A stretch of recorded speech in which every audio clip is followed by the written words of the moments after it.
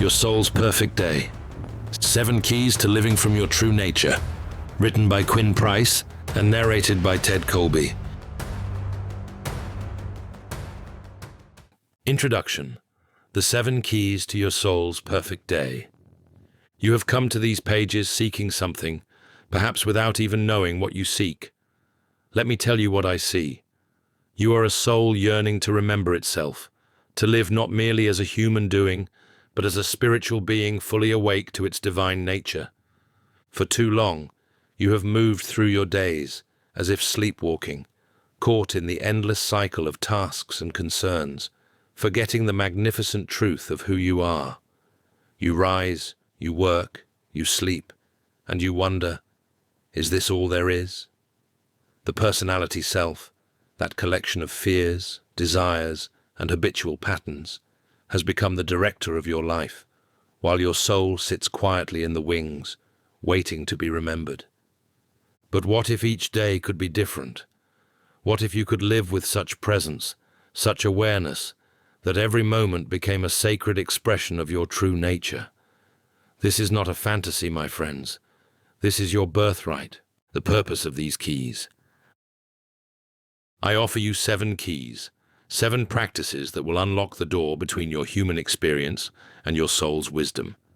These are not complex mysteries reserved for monks in mountain caves. They are simple truths, available to you whether you wake up in a mansion or a studio apartment, whether your day holds meetings or meditation, whether you feel strong or struggle with life's challenges. Each key addresses a different aspect of your daily experience. The first key awakens you to who you truly are, helping you start each day from your essence rather than your personality. The second key transforms your perspective on life's challenges, showing you how to view every experience as purposeful instruction for your soul. The third key teaches you to accept full responsibility for your inner state, freeing you from the exhausting game of blame and victimhood. The fourth key reveals how to lead with love, practicing radical compassion for yourself and all beings. The fifth key shows you how to answer suffering's call, transforming pain into wisdom and service. The sixth key connects you daily with your spiritual team, guides, angels, and inner wisdom that await your recognition. The seventh key helps you trust the sacred process, having faith in life's divine timing and perfection. What you will learn. Through these practices, you will discover 7 key outcomes. How to maintain soul awareness, even in the midst of daily chaos. The difference between reacting from personality and responding from essence. Ways to transform ordinary moments into sacred opportunities. How to access inner guidance in every situation. The art of living simultaneously in the relative and ultimate realities. Practical techniques for remembering who you are when forgetting happens. How to serve others from fullness rather than depletion. You will learn that spirituality is not separate from daily life. It is daily life, lived consciously. Every interaction becomes a chance to practice presence. Every challenge becomes a doorway to growth. Every moment becomes an opportunity to choose love over fear. Why this matters now? You may ask, why is this important? I have gotten along well enough living from my personality. Why change now? My dear ones, look at your world. Look at the suffering born of separation, the violence born of fear, the destruction born of forgetting our interconnection. Every being who remembers their true nature, who lives from soul rather than ego, becomes a light in this darkness. You are not separate from the world's pain. You are part of the healing. But there is a more personal reason, one that perhaps brought you to these words. You are tired. Tired of pretense, tired of striving, tired of feeling that something essential is missing even when you achieve your goals. Your soul is calling you home, not to some distant heaven, but to the heaven available right here, right now, when you remember who you are and live from that place.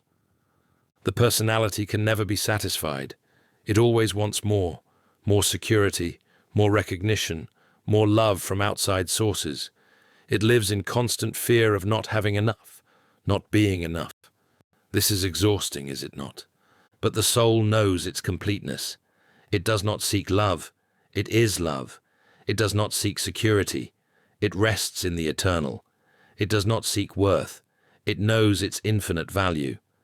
When you live from this place, life becomes not a struggle but a dance, not a test but a gift. The nature of practice. Let me be clear about something. These 7 keys are not rules to follow, but invitations to remember. You will not practice them perfectly.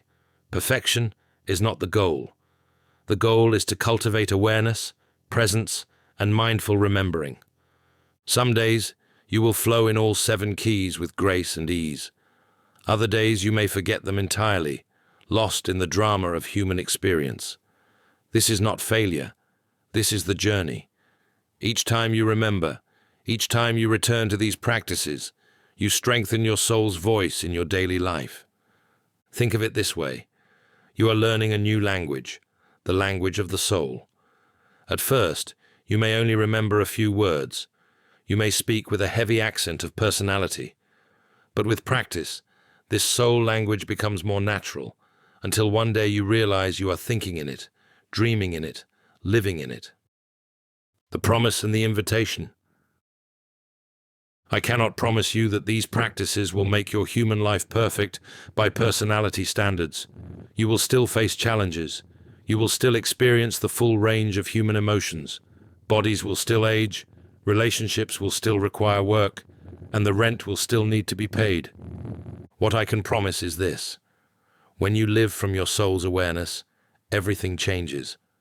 Not because circumstances change, but because the one experiencing them has changed. You meet life from a place of wholeness rather than lack, from love rather than fear, from trust rather than control. The anxious personality that asks, "What will happen to me?" transforms into the soul that knows, "Whatever happens, I am eternal, I am loved, I am part of all that is." The 7 keys in this book are doorways. Each opens onto the same truth, but from a different angle, offering you multiple ways to remember who you are throughout your day. You need not use them in order, though I present them in a sequence that many find helpful. Trust your inner wisdom to guide you to the key you need in each moment. Beginning the journey. As you prepare to explore these 7 keys, I ask you to approach them with the curiosity of a child and the commitment of a spiritual warrior. Be gentle with yourself when you forget, and celebrate each moment of remembering. You are not becoming something new. You are uncovering what has always been there, like clearing dust from a mirror to reveal the light it reflects. Remember, you chose to be here, in this body, at this time, for sacred reasons. Your life is not a mistake or a punishment, but a precious opportunity to bring heaven to earth through your remembering. Every time you choose soul over personality, love over fear, presence over unconsciousness, you add light to this world. The 7 keys await. Your soul's perfect day is not some future possibility, but a present invitation. Will you accept? Will you take these simple practices and use them to unlock the door between who you think you are and who you truly are? The choice, as always, is yours. But know this, your soul has been waiting for this moment, this recognition, this homecoming. It celebrates each step you take toward remembering, no matter how small. About the author. This book departs from the style of other books I've authored, because most of it is channeled. It is a love letter from my higher self in response to the question of how I can bring more of my soul energy to life. Despite my corporate career as a management consultant, I have experienced glimpses of deeper states of awareness that some call non-duality. I wanted more of that, less of my personality self. In these deeper states, I came to know that there was an I in my personality-driven world that I could observe. So who am I, the personality me, or the witness of this personality? And if the witness, what is that? Light, pure awareness, love, I am. I am one with all that is. Let us begin then with the first key. Wake up to who you are, for in that waking lies the seed of all transformation. May these 7 keys unlock the wisdom that already resides within you. May they guide you home to yourself, and may your remembering serve the awakening of all beings. With infinite love and respect for your journey, I offer these teachings, not as one who is above you, but as one who has walked this path and knows both its challenges and its immeasurable rewards. Welcome to your soul's perfect day. It begins now with your next conscious breath.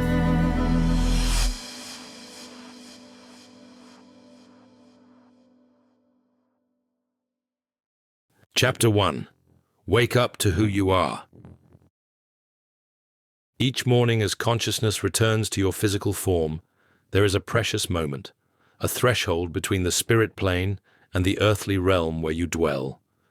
In this sacred space, before the mind grasps at the day's concerns, before the personality self rushes to put on its familiar armor, there exists an opportunity for remembering. What is it that you must remember? Simply this: you are not the body that awakens, though it serves as your vehicle. You are not the thoughts that will soon fill your mind, like morning birds chattering at dawn. You are not even the emotions that may arise as you contemplate the day ahead. You are, in your essence, a being of light, a spark of the eternal, having chosen this remarkable journey through human form. The sacred start. Consider the plant that turns toward the morning sun. It does not question its nature or forget its purpose. It simply opens to the light, drawing in that which nourishes its very being. How much more conscious can your awakening be when you understand that you, too, are designed to open to the light, not merely the physical sunrise, but the infinite light of which you are a part. In those first moments of waking, before the ego self fully reasserts its presence, rest in that space between sleep and full wakefulness. Here, the veil is thinnest. Here, you may touch that which you truly are. You might begin with a simple practice. As awareness returns to the body, before opening your eyes, place your hand upon your heart. Feel the rhythm there, not just the physical beating, but the deeper pulse of life itself moving through you. With each heartbeat, remember, I am more than this body. I am more than these thoughts. I am a being of light, temporarily clothed in human form. This is not mere positive thinking, my friends. This is recognition of truth. When you start your day from this place of remembering, everything that follows is touched by that awareness. Or if you prefer, relax into the awareness of being aware. When thoughts and emotions fade, what remains? The part of you that witnesses the personality self, the real you. Setting your intention. Intention is like the rudder of a ship. Without it, you drift wherever the currents of the day may take you, tossed by others' emotions, pulled by endless demands, pushed by fears and desires. But with clear intention, you navigate consciously, moving in harmony with your soul's purpose. As you lie in bed or sit in meditation in these early moments, ask yourself, how shall I live this day? Not what shall I do? That will reveal itself. But how shall I be? Perhaps your intention might be, today I choose to live from love rather than fear. Or, today I will remember my true nature in each interaction. Or simply, today I will be present. Notice that these intentions do not concern themselves with accomplishments or acquisitions. They are not about the personality's desires, but about the soul's expression. When you set such an intention, you create a touchstone to which you can return throughout the day. When difficulty arises, and it will, for this is the nature of human experience, you can pause and remember. Ah, yes, my intention. How does love and wisdom respond here? How does my true nature express itself in this moment? The practice of presence. Many of you rush from sleep into doing. The alarm sounds, and immediately the mind engages. I must do this. I must do that. I'm already late. Where are my keys? In this rushing, you abandon the very essence of who you are, trading your birthright of peace for a mess of worry and haste. What if instead you gave yourself the gift of presence? This need not take long. Even 5 minutes can transform your entire day. But in those minutes, be fully present, not planning, not remembering, just being. You might sit at the edge of your bed, feet on the floor, and simply breathe. With each in-breath, draw in the new day. With each out-breath, release the night's dreams and tomorrow's concerns. Feel your body, this remarkable vehicle that serves your soul's journey. Without judgment, notice any sensations. Are there places of tension? Breathe gentleness there. Are there places of ease? Breathe gratitude there. Or you might stand at your window, gazing at whatever view presents itself, be it a garden or a brick wall, a sunrise or a streetlight. See with the eyes of your soul. That brick wall, it too is made of the same fundamental energy as you are.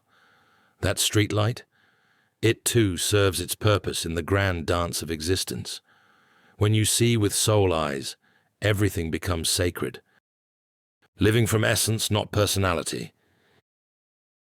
Here we come to a crucial distinction. Your personality, that collection of preferences, fears, desires, and habitual patterns, is useful and not who you are. It is merely a garment you wear, useful for navigating the human experience, but not your true identity. Your essence, your soul self, exists beyond these temporary costumes.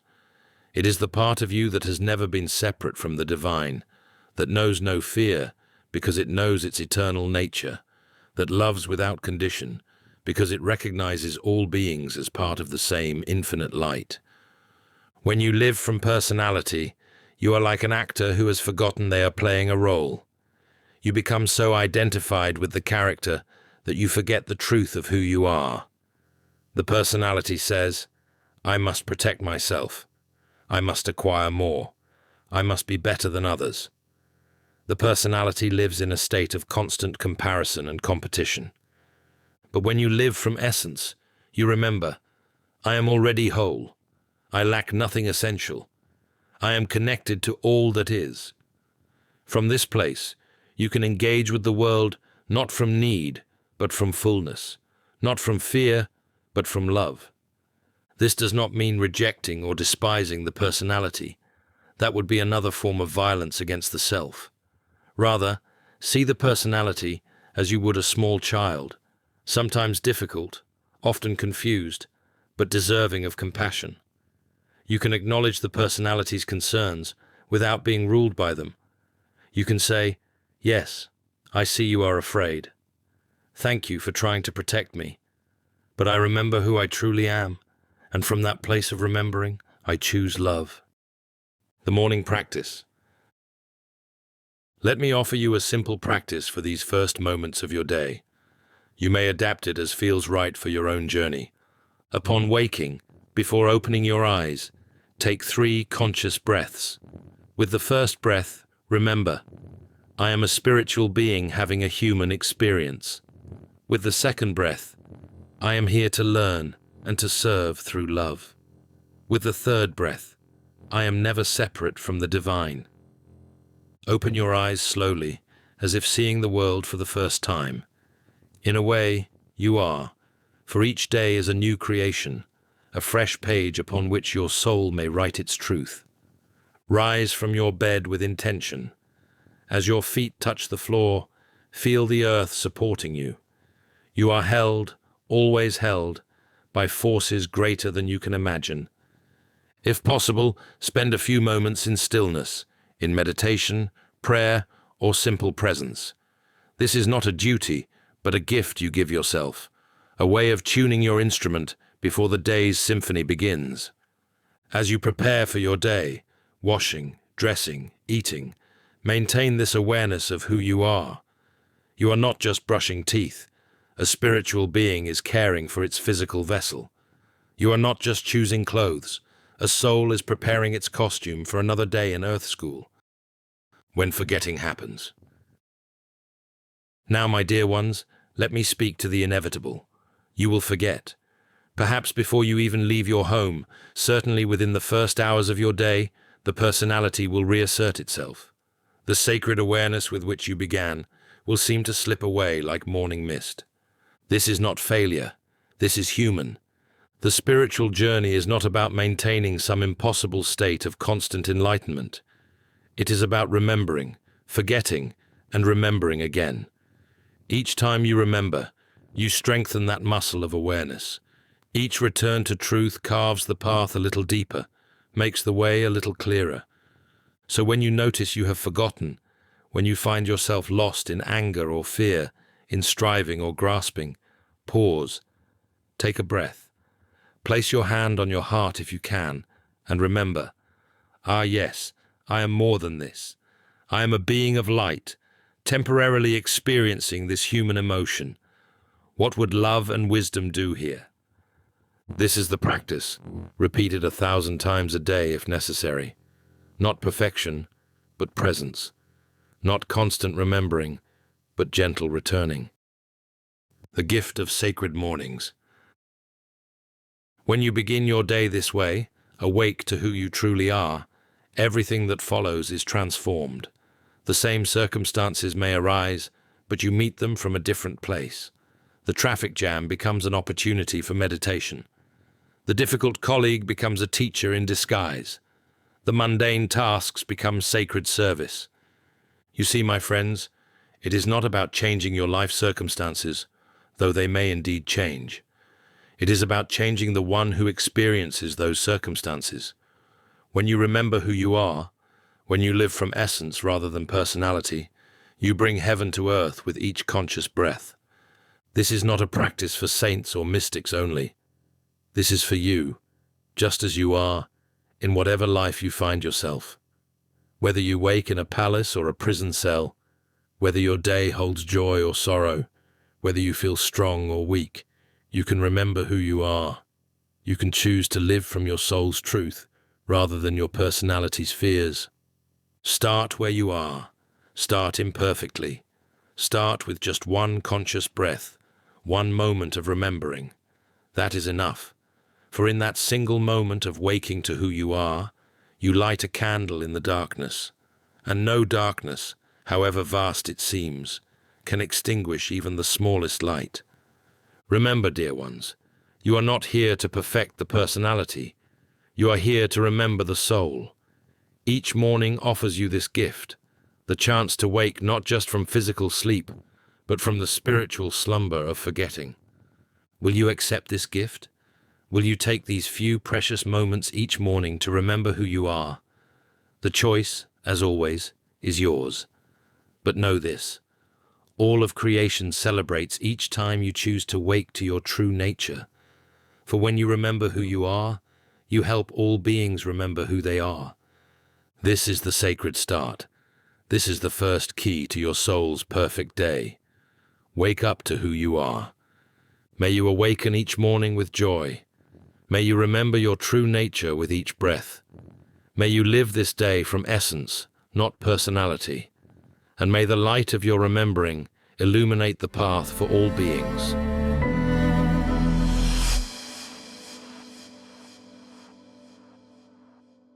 Chapter 2. See life as your perfect classroom. Having awakened to who you truly are, let us now explore the second key to your soul's perfect day. Recognizing this earth as your perfect classroom, and every experience within it as purposeful instruction for your growth. How many times have you cried out, "Why is this happening to me?" How often have you viewed life's challenges as cruel interruptions to your plans, as evidence that the universe has forgotten you, or worse, has turned against you? What suffering you create with these thoughts. What if I told you that nothing, absolutely nothing, happens to you, but rather for you? The divine curriculum. Before you entered this incarnation, you were not thrust unwillingly into human form.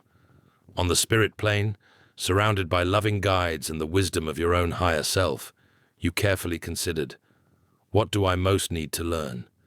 What experiences will best serve my soul's evolution? Like a student selecting courses for the upcoming semester, you have chosen your curriculum. Yes, you chose it all. Not the specific details, perhaps, but the themes, the areas of learning, the types of challenges that would best serve your growth. You chose your family, not because they would be perfect, but because they would be perfect teachers for what you came to learn. You chose your body, your circumstances, even your limitations, seeing them not as punishments, but as precisely the right conditions for your soul's flowering. But wait, you protest. Surely I would not have chosen this pain, this loss, this difficulty. From the personality's perspective, you are right. The personality seeks comfort, ease, and the path of least resistance. But you did not make these choices from personality. You made them from the vast wisdom of your soul, which sees what the personality cannot, that comfort rarely leads to growth, that the strongest trees grow in the fiercest winds, that the most beautiful pearls form around the greatest irritation. The shift from why me to what for. Here is where transformation begins, in the simple shift from asking, why is this happening, to what is this here to teach me? The first question is the personality's lament, seeking someone to blame, some cosmic error to correct. It keeps you trapped in victimhood, raging against what is. But the second question, this is the soul's inquiry. It assumes purpose. It assumes intelligence. It assumes that life is not random chaos, but a carefully orchestrated series of learning opportunities. When you ask, what is this here to teach me? You move from victim to student, from one who is acted upon to one who actively engages with life's curriculum. Let me give you examples, for the mind often needs concrete illustrations to grasp what the heart already knows. You lose your job unexpectedly. The personality cries, "This is unfair. Why me? What will I do?" But the soul asks, "What is this here to teach me?" Perhaps about trust, about my identity beyond my work, about new directions I've been too fearful to explore. A relationship ends painfully. The personality demands, "How could they do this to me?" But the soul inquires, "What is this teaching me about love, about attachment, about my wholeness apart from another?" Your body develops an illness. The personality rails, "This shouldn't be happening. I don't deserve this." But the soul wonders, "What is my body trying to tell me? What have I been ignoring? What new compassion might this open in me?" Do you see the difference? The first response closes doors. The second opens them. The first creates suffering. The second creates wisdom. Every experience as a teacher. Now let us be clear. I am not speaking only of life's dramatic moments. Yes, loss and illness and change are obvious teachers, but what of the ordinary moments that make up most of your days? The traffic jam that makes you late? What is it teaching? Perhaps patience. Perhaps the futility of trying to control what cannot be controlled. Perhaps simply the gift of unexpected time to breathe, to be present, to notice the sky above the line of cars. The co-worker who irritates you. What lesson do they bring? Perhaps they mirror something you dislike in yourself. Perhaps they teach you about boundaries. Perhaps they are your perfect opportunity to practice compassion for difficult people, starting with the difficult parts of yourself. Even your daily routines carry teaching.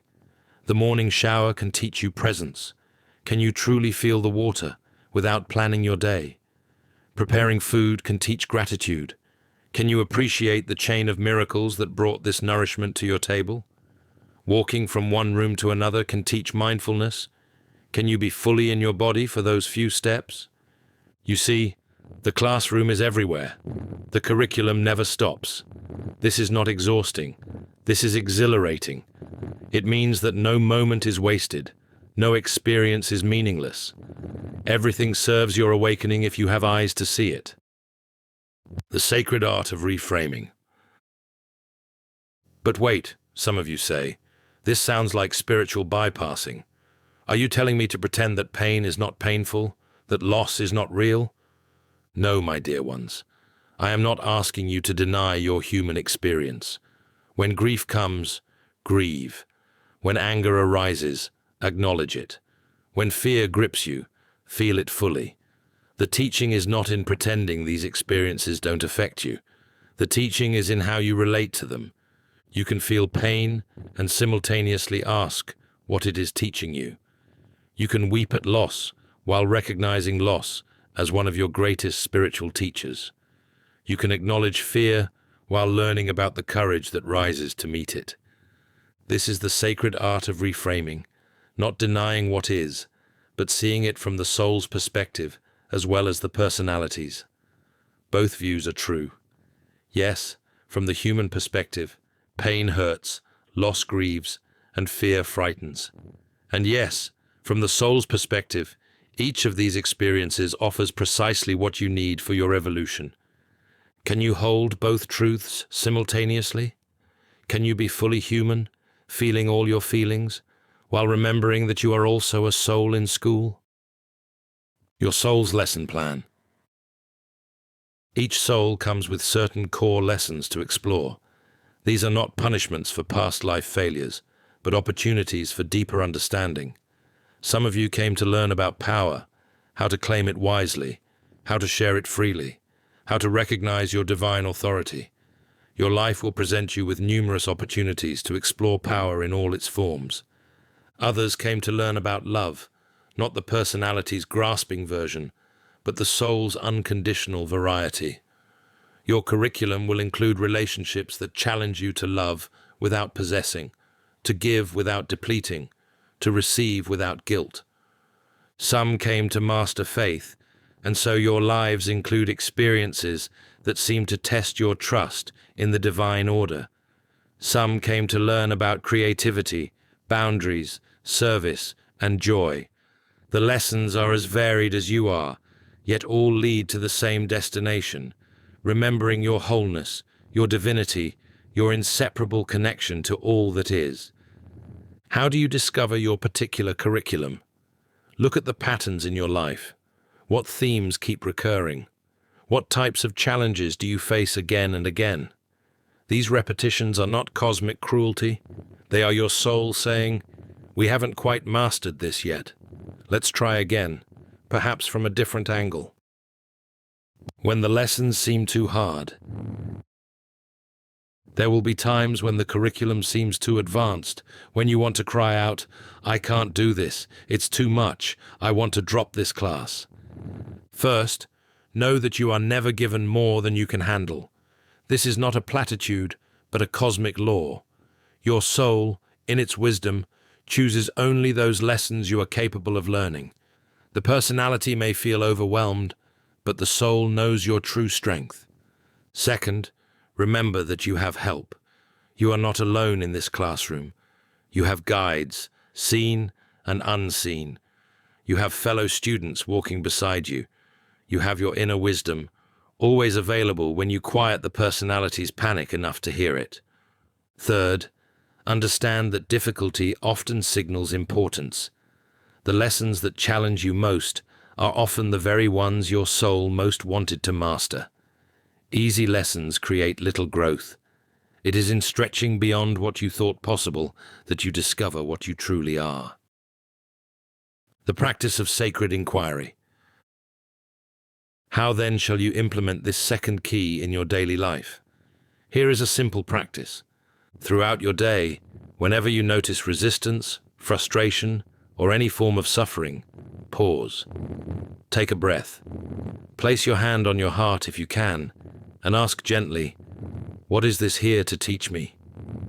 Don't demand an immediate answer. Sometimes the teaching is not clear until later, when you have more perspective. Simply ask the question and remain open. The answer may come as a sudden insight, a gradual understanding, or through the words of another. Trust that when you ask sincerely, the teaching will reveal itself. Keep a journal. if you feel called to do so. Write down your experiences and the lessons you discover within them. Over time, you will see patterns. You will recognize your curriculum more clearly. You will develop what I call spiritual pattern recognition, the ability to see quickly what each experience is offering. When others are your teachers. Some of your most powerful teachers come disguised as difficult people. The narcissistic partner, a friend who betrays you, the parent who criticizes you, the child who challenges you. Each brings precisely the lesson you need. This does not mean you must remain in harmful situations.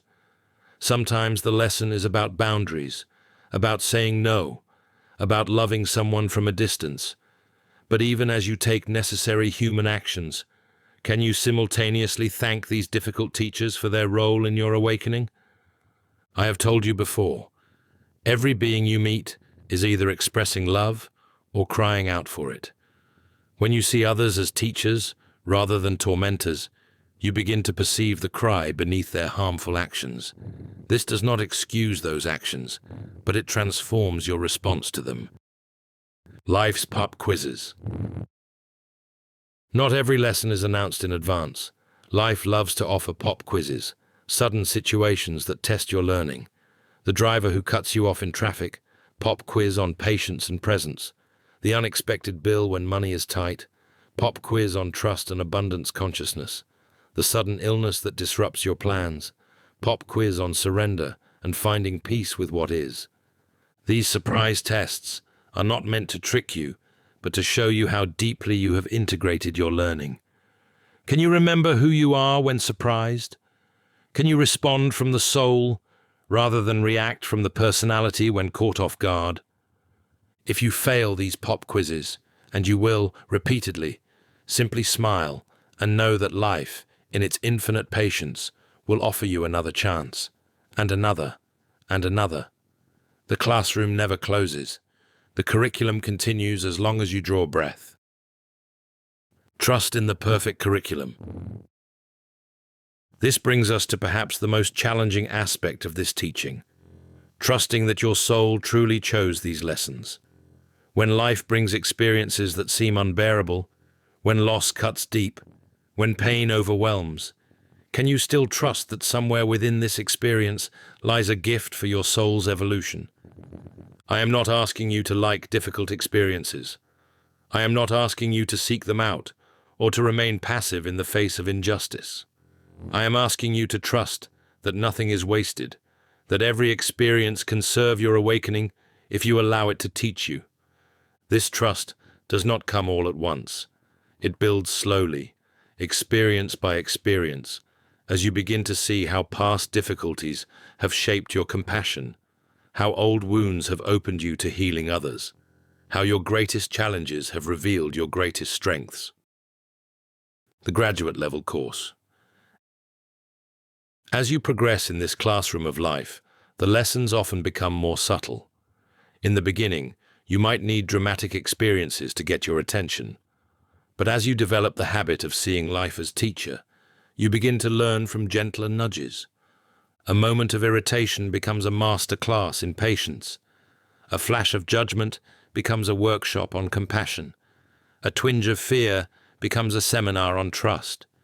You no longer need life to shout its lessons. You hear them in its whispers. This is spiritual maturity, not the absence of challenges, but the ability to learn from smaller and smaller catalysts. The graduate student of life can receive profound teaching from the way sunlight falls on a leaf, from the smile of a stranger, from the feeling of breath moving in and out. Your homework assignment. As you move through your day with this second key, I offer you this homework. Morning intention. As you begin each day, after remembering who you are, the first key, set the intention. Today, I will see every experience as my teacher. I will ask not why me, but what for. The sacred pause. When challenges arise, pause before reacting. In that pause, ask, what is this here to teach me? Even if you must respond quickly to a situation, you can still hold this question in your heart. When you do this, options will open up to you. Evening review. Before sleep, review your day not in terms of what went right or wrong, but in terms of what you learned. What did life teach you today? What lessons did you recognize? What might you have missed that you can watch for tomorrow? Gratitude for teachers. End your day by thanking your teachers, all of them. The pleasant ones and the difficult ones. The obvious lessons and the subtle ones. Thank your soul for choosing such a perfect curriculum for your growth. The ultimate teaching. The ultimate teaching of this second key is this: life is not happening to you, it is happening for you. Every moment, every experience, every person you encounter is part of a vast, loving conspiracy to wake you up to who you truly are. When you truly grasp this, victimhood becomes impossible. Blame loses its meaning. Resentment transforms into curiosity. Why is this happening to me? Becomes, what gift is hidden here? You are not a cork tossed on random waves. You are a soul in school, and school is perfectly designed for your awakening. The curriculum may sometimes seem challenging, but it is never cruel. It is always, always in service of your remembering. Living as a conscious student.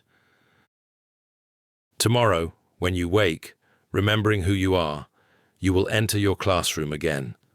The same life circumstances may greet you, but you will meet them differently.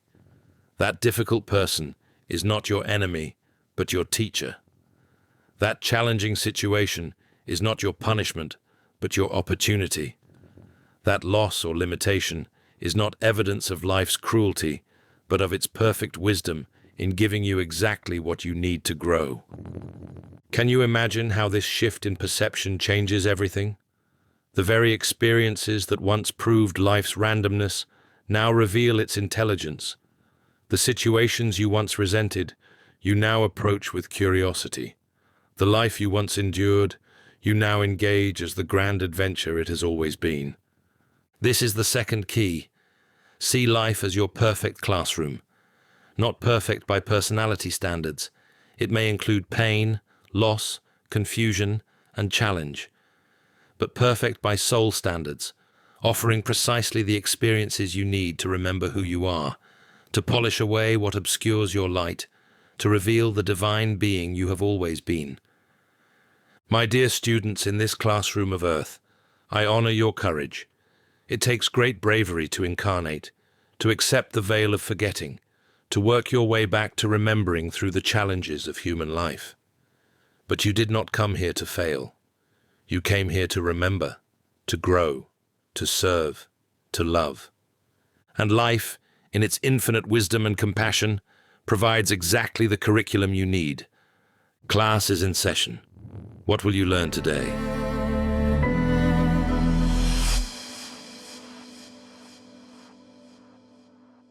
Chapter 3. Take spiritual responsibility. We now come to what may be the most challenging, yet most liberating of all the keys, taking full spiritual responsibility for your life. This is the moment when the spiritual child becomes the spiritual adult, when you step from victimhood into creatorship, when you recognize yourself not as one to whom life happens, but as one who participates in life's creation. How long have you waited for others to change so that you might be happy? How often have you blamed circumstances for your suffering? How frequently have you given away your power to people, situations, and events outside yourself? Today, if you are willing, all of that can begin to change. The end of blame. Let us begin with a truth that the personality finds most difficult to accept. You are never a victim. Never. No matter what has been done to you, no matter how others have acted, no matter what circumstances have arisen, you always retain one ultimate freedom, the freedom to choose your response. But wait, you protest. Surely when someone harms me, they are responsible. Yes, they are responsible for their actions. That is their karma, their learning, their spiritual responsibility. But you You are responsible for what you do with their actions. You are responsible for whether you carry hatred or find a path to forgiveness. You are responsible for whether you close your heart or learn to keep it open despite the pain. You are responsible for whether you pass on the harm or transform it into compassion. Do you see? Their actions are theirs, your response is yours, and in that response lies all your power. This is not about condoning harmful actions or remaining passive in the face of injustice. You may need to say no, to set boundaries, to remove yourself from harmful situations. But even as you take these necessary human actions, you can do so from a place of spiritual responsibility rather than victimhood. Your creative power. You are not merely responding to life, you are creating it. Every thought you think, every emotion you nurture, every choice you make sends ripples through the universe, shaping your experience and touching all beings. Consider how this works. You wake in the morning, hopefully remembering who you are. The day stretches before you. Already, you are creating. Will you meet this day with dread or curiosity? Will you anticipate problems or possibilities? The day itself is neutral. It is your consciousness that gives it meaning. Someone speaks to you with irritation. In that moment, you have creative power. You can create more irritation by responding in kind. You can create separation by taking offense. Or you can create understanding by recognizing the pain beneath their words. You can create connection by responding with kindness. The other person provided the catalyst, but you are the alchemist who determines what will be created from it. This is not mere positive thinking, my friends. This is recognition of spiritual law. That which you offer returns to you multiplied. That which you focus upon expands. That which you resist persists. You are constantly creating your reality through your responses, your focus, and your choices. The mirror of life. Here is a teaching that may disturb the personality, but will liberate the soul. Life mirrors your consciousness back to you. The patterns you see repeated in your external world reflect patterns within your internal world. Do you constantly encounter angry people? Look within. Where does anger live in you? Do you repeatedly attract those who abandon you? Examine your fears of abandonment, the ways you abandon yourself. Do you find yourself surrounded by those who don't value you? Ask how you fail to value yourself. This is not punishment or cosmic cruelty. This is life serving as your faithful mirror, showing you where healing is needed, where growth is possible. When you take spiritual responsibility, you stop trying to clean spots off the mirror and instead address what the mirror reflects. But surely, you say, I am not responsible for others' behavior. No, you are not. But you are responsible for what you attract, for what you notice, for what affects you. Among all the varied people and experiences available, why do certain ones enter your orbit? Why do particular behaviors trigger you? What is life trying to show you about yourself? Moving from victim to creator. The shift from victim consciousness to creator consciousness is perhaps the most profound transformation available to humans. Let me show you the difference. The victim says, life is hard. The creator says, life includes challenges that help me grow. The victim says, people always hurt me. The creator says, I am learning to maintain boundaries while keeping my heart open. The victim says, I can't help how I feel. The creator says, I feel my feelings fully while choosing my response to them. The victim says, if only they would change. The creator says, what can I change within myself? The victim says, I have no choice. The creator says, I always have the choice of how to respond. Do you feel the difference? One stance leaves you powerless, waiting for life to improve. The other recognizes your power to shape your experience, regardless of circumstances. The vital distinction. Now let me address what I sense arising in some of you. A fear that I am saying everything bad that happens is your fault. that you are to blame for all suffering. This is not spiritual responsibility. This is spiritual tyranny. Taking spiritual responsibility does not mean believing you are the cause of everything that happens to you. Children do not cause abuse. The oppressed do not cause oppression. Those who suffer violence do not cause violence. What spiritual responsibility means is recognizing that once something has occurred, whatever its cause, you have the power to choose what you will do with it. You can let it embitter you or teach you compassion. You can let it close your heart or break it open. You can let it confirm your belief in life's cruelty or deepen your commitment to bringing love where it is lacking. Viktor Frankl, a survivor of the Nazi concentration camps, understood this when he wrote, "Everything can be taken from a man but one thing, the last of human freedoms, to choose one's attitude in any given set of circumstances." This is spiritual responsibility, not causing all things, but choosing your response to all things. Conscious choice-making. Every moment offers a choice. Most humans live on autopilot, reacting from old patterns, conditioned responses, and unconscious programs. You see red, you feel anger. Someone criticizes, you defend. Expectations aren't met, you suffer. Where is the choice in this? Where is your creative power? Spiritual responsibility begins with the recognition that between stimulus and response, there is a space. In that space lies your freedom. In that space lies your power to choose. At first, this space may be so small you don't notice it. Someone insults you, and before you know it, you've insulted them back. Only afterward do you think, "I wish I had responded differently." But even this after-awareness is progress. You are beginning to see that other responses were possible. With practice, you begin to catch yourself mid-reaction. The angry words are forming, but you pause. In that pause, choice becomes possible. You might still speak firmly, but from a centered rather than reactive place. Eventually, you develop the ability to feel the first arising of a reaction and choose in that moment. Anger rises. You notice it, breathe with it, and choose your response. Fear arises. You acknowledge it, hold it with compassion, and choose from love rather than from fear. This is conscious choice-making. This is spiritual maturity. This is taking responsibility for your creative power. The fear versus love choice.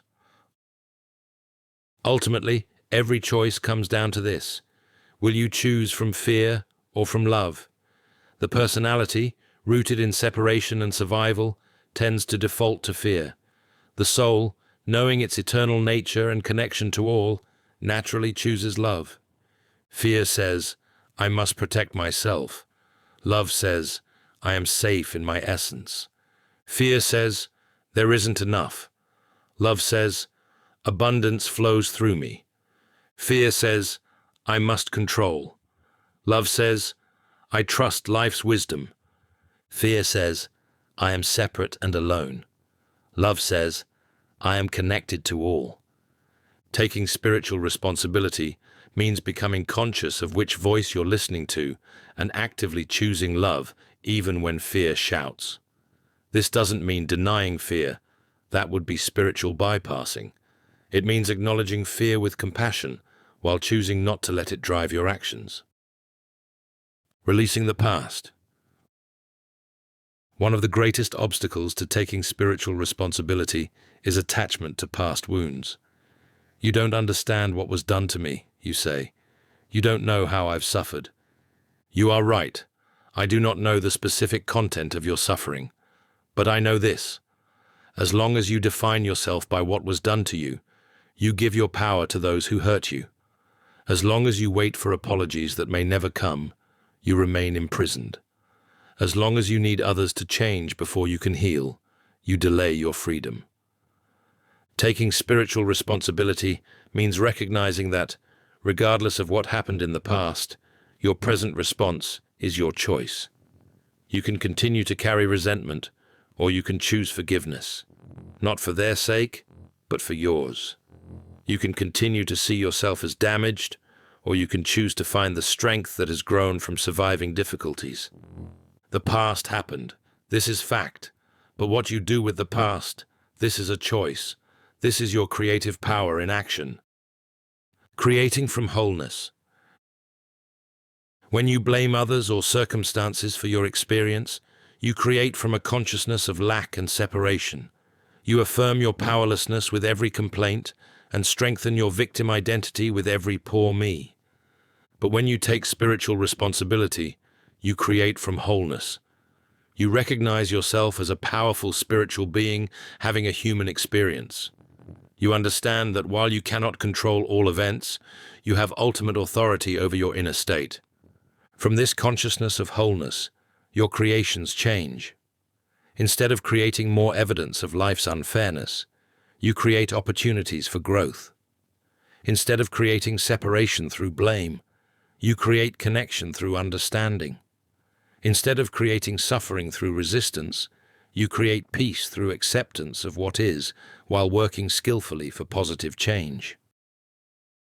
The practice of responsibility. How then shall you implement this third key on your perfect soul day? Here are practical steps. Morning commitment. After waking to who you are and recognizing life as your classroom, add this commitment. Today, I take full responsibility for my responses. I am not a victim, but a conscious creator. The pause of power. When you notice yourself beginning to blame, whether people, circumstances, God, or life itself, pause. In that pause, ask, how am I giving my power away? What is my opportunity for conscious choice here? When you pause and relax into the awareness of being aware, you will notice more options. The responsibility question. Throughout your day, especially when facing difficulties, ask, how am I responsible here? Not responsible for causing the situation necessarily, but responsible for your response to it. Evening reflection. Before sleep, review your day not in terms of what others did or didn't do, but in terms of your own choices. Where did you respond consciously? Where did you react unconsciously? Without judgment, notice and resolve to choose more consciously tomorrow. When responsibility feels heavy. Some of you may feel burdened by this teaching. It's too much, you say. I can't be responsible for everything. But my dear ones, you are already carrying everything. You're just carrying it as a burden rather than as creative power. Which is heavier, to believe you are at the mercy of life's whims, or to know you have the power to choose your response? Which is more exhausting, to wait for others to change, or to change yourself? Spiritual responsibility is not a burden. It is wings. It is the recognition that you are not trapped by anything outside yourself. It is the understanding that in every moment you have the power to choose anew. The paradox of power. Here is a paradox for you. The more responsibility you take, the more power you have. But the more power you recognize, the more humble you become. Why? True spiritual responsibility entails recognizing that your power originates not from the ego, but from your connection to the divine. You are powerful, not because your personality is special, but because your soul is part of all that is. You create not through personal will, but through alignment with divine will. You choose not from ego preferences, but from soul wisdom. This is why spiritual responsibility and spiritual humility go hand in hand. The more you own your creative power, the more you recognize its true source. Creating a new story. Every day, you tell yourself a story about your life. For many, it is a story of limitation, of things done to them, of unfairness and struggle. This story, repeated daily, becomes your reality. You find evidence for it everywhere because that is what you're looking for. But what if you told a different story? What if, instead of being the hero wronged by life, you became the hero empowered by challenge? What if, instead of cataloging grievances, you collected evidence of growth? What if, instead of focusing on what others have done to you, you focused on what you're learning from these experiences? You have the power to rewrite your story at any moment, not by denying what happened, but by changing what it means, by choosing what role it plays in your life. Are you the victim of your story or the author? Are you reading a script written by past pain, or are you writing new chapters with each conscious choice? The ultimate responsibility. The ultimate spiritual responsibility is this: to choose love in a world that often teaches fear, to remain open when experiences invite you to close, to find the light within yourself when darkness seems overwhelming, to remember who you are when everything conspires to make you forget. This is not easy, my friends. If it were, you would not have needed to come to Earth School. But it is possible. With each conscious choice, you build your spiritual muscles. With each decision to respond rather than react, you strengthen your creative power. With each moment of taking responsibility rather than assigning blame, you step more fully into your divine nature. Your homework for responsibility. As you work with this third key, I offer you these exercises. The responsibility inventory. Make a list of areas where you still blame others or circumstances. Without judgment, notice where you've given your power away. Choose one area to focus on this week, asking, how can I take spiritual responsibility here? The choice journal. For one day, notice every choice you make, from the smallest, what to eat, to the largest, how to respond to conflict. Notice how many choices you make unconsciously. Begin to bring more awareness to the power of choice. The creation review.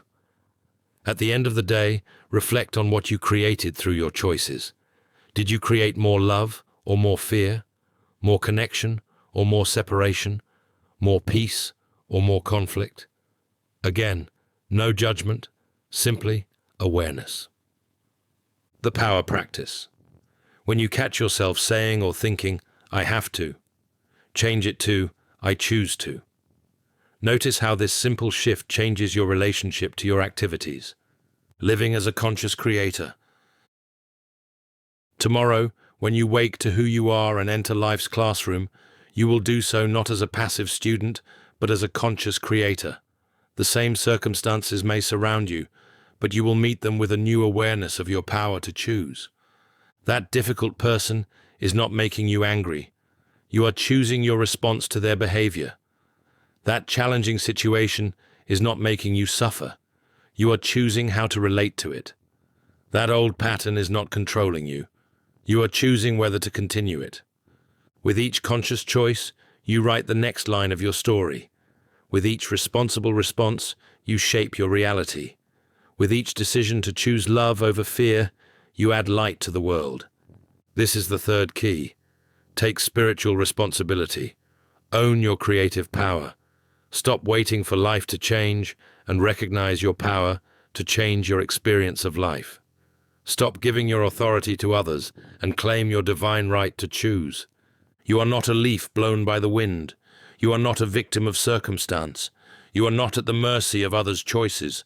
You are a powerful spiritual being with the ultimate freedom, the freedom to choose your response to all of life. This is your birthright. This is your power. This is your responsibility. And with this key, you unlock the door to true spiritual adulthood, where you no longer need life to be different for you to be at peace. You carry your peace within you, creating it anew with each conscious breath, each conscious choice. The power is yours. The choice is yours. The responsibility is yours. How will you use it?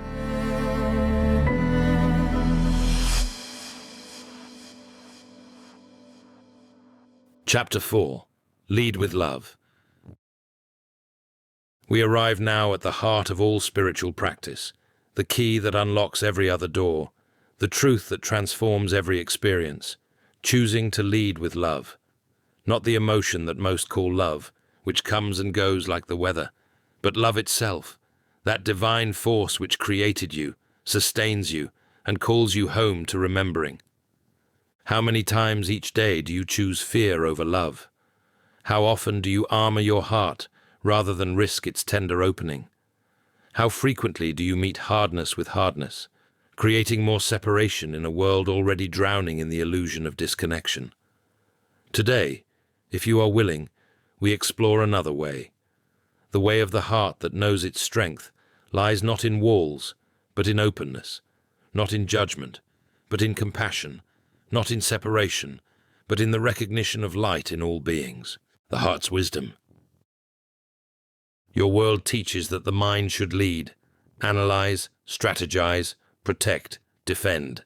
The mind has its place, certainly, but it was never meant to be your primary guide. That role belongs to the heart, which sees what the mind cannot, knows what logic cannot grasp, and connects where intellect divides. The heart's wisdom is not foolish sentiment. It is the deepest intelligence available to you, for it is connected directly to the divine. When you think with your heart, you access not just your understanding, but the infinite wisdom of all that is. Consider, the mind sees another's anger and calculates how to defend. The heart sees another's anger and recognizes the pain that calls for compassion. The mind catalogues wrongs done and builds cases for resentment. The heart understands that holding resentment is like drinking poison and expecting another to die. The mind separates. This is self, that is other, this is friend, that is enemy. The heart knows only connection. We are all waves in the same ocean, all rays of the same sun. When you lead with love, you lead with the intelligence of the universe itself. Radical compassion. Now let us speak of what I call radical compassion. Not the easy compassion you feel for those who are kind to you, but the challenging compassion that embraces all beings, especially those who seem least deserving. Radical, because it goes to the root. At the root of every being, no matter how crusted over with fear, how armored with hatred, how lost in confusion, lies the same divine spark that animates you. Can you see it? Can you relate to that spark, even when the personality surrounding it acts in ways that create harm? This always begins with yourself. How can you offer others what you deny yourself? Yet see how harsh you are with your own dear self. Every small mistake becomes evidence of unworthiness. Every fear proves your spiritual failure. Every moment of closing becomes a reason for shame. My dear ones, would you speak to a beloved child the way you speak to yourself? Would you judge a struggling friend as harshly as you judge your human moments? This is not spiritual responsibility. This is spiritual violence. Radical compassion for yourself means meeting every aspect of your being with the same love the divine holds for you. Not love despite your imperfections, but love that includes them, seeing them as the growing edges they are. When anger arises, can you meet it with compassion? Ah, dear one, you are angry. Something feels threatened. Come, let me hold you while you feel this. When fear grips you, can you embrace it tenderly? Sweet being, you are afraid. Of course you have been hurt before. I will sit with you in this fear. When jealousy, greed, or any of the difficult emotions arise, can you welcome them as teachers rather than exile them as enemies? They are not who you are. They are experiences moving through who you are. Meet them with love and watch how they transform. The practice of seeing light. You have heard me say many times that you are all beings of light. This is not a metaphor. This is the truest truth I can offer. But how do you see this light in others when their actions seem so dark? Here is a practice that will transform your relationships. Before interacting with anyone, pause and consciously look for their light. Not with physical eyes, but with the eyes of your soul. That angry clerk at the store? Look deeper. See the light that animates them, perhaps dimmed by exhaustion, fear, or life's disappointments, but still there. Silently acknowledge, I see your light. even if you have forgotten it. That family member who pushes every button, before they speak, before old patterns engage, find their light. It may be buried under layers of shared history and mutual wounds, but it is there. I choose to relate to your light, not your personality's wounds. That political figure whose views oppose everything you believe, can you see their light too? Not agreeing with their actions, not condoning harm they may cause, but recognizing that they too are a soul in school, learning their lessons in their way. This is not naive. This is not pretending darkness doesn't exist. This is choosing to relate to what is eternal in each being rather than what is temporary.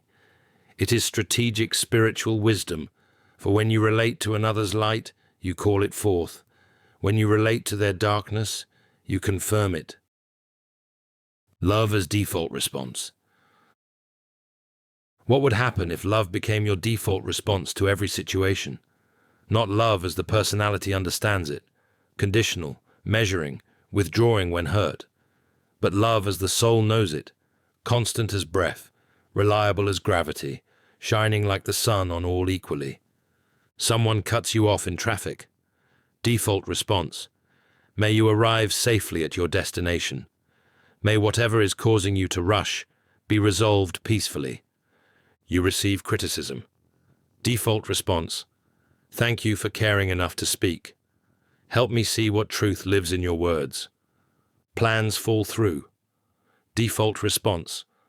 I trust that love is rearranging circumstances for highest good. You face rejection.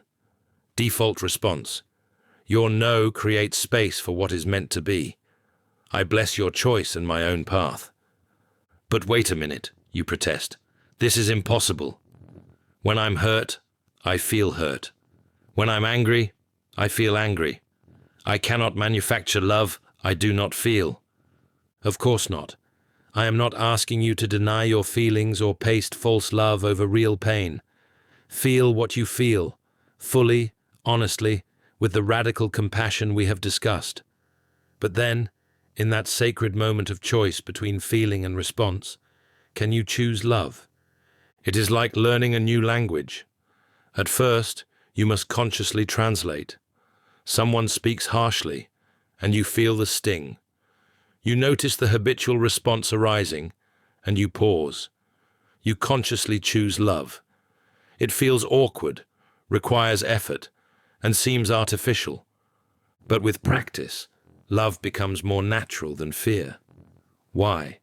Because love is your true nature. Fear is learned. Love is remembered. You are not becoming something foreign. You are returning home to who you have always been. When love seems impossible. Let us address the elephant in the room, those people and situations where love seems not just difficult, but impossible. The one who betrayed you profoundly, the system that oppresses, the trauma that scarred. How can anyone speak of love here? First, understand that leading with love does not mean becoming a doormat. Love includes fierce boundary setting. Love sometimes says, no more. Love might require walking away, seeking justice, and protecting yourself and others. But even these actions can come from love rather than hatred. Consider the difference. Boundaries from fear say, I'll hurt you before you hurt me. Boundaries from love say, I honor both our souls too much to allow this harmful pattern to continue. Justice from fear says, you must pay for what you've done. Justice from love says, actions have consequences, and accepting them serves everyone's growth. Protection from fear says, the world is dangerous, and I must hide. Protection from love says, I care for this body and life I've been given, while staying open to connection. Do you see? The same actions, setting boundaries, seeking justice, protecting yourself, can spring from love or fear. The actions may look identical, but the energy behind them creates completely different results. The alchemy of love. Love is the most powerful transformative force in the universe. It changes the molecular structure of situations. Where fear contracts and solidifies, love expands and flows. Where fear separates, love connects. Where fear perpetuates cycles of harm, love breaks them open to healing. But here is what the personality finds hard to accept.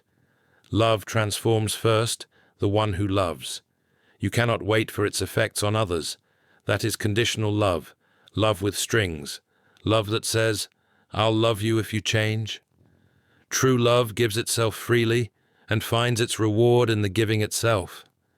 When you love those who seem unlovable, you free yourself from the prison of resentment. When you love situations that seem only worthy of hatred, you discover the power to transform them from within. When you love yourself through every stumble and fall, you become unshakable in your divine worth. This is spiritual alchemy, turning the lead of human experience into the gold of divine awareness through the catalyst of love. Difficult people as love teachers. Those who trigger you most are your greatest teachers in love. It is easy to love those who love you back, who share your views, and who treat you well. Where is the growth in that? But to love those who challenge every defense, who mirror your shadows, who seem determined to remain unlovable? Here is where love becomes a spiritual practice of the highest order. That family member who knows exactly how to wound you? They are teaching you about unconditional love. That colleague who takes credit for your work? They are teaching you to love without requiring recognition. That neighbor whose values oppose yours? They are teaching you to love across the illusion of separation. Each difficult person in your life is a master teacher in disguise, offering you advanced courses in love. Will you accept their teaching? Will you allow them to stretch your heart beyond its current limits?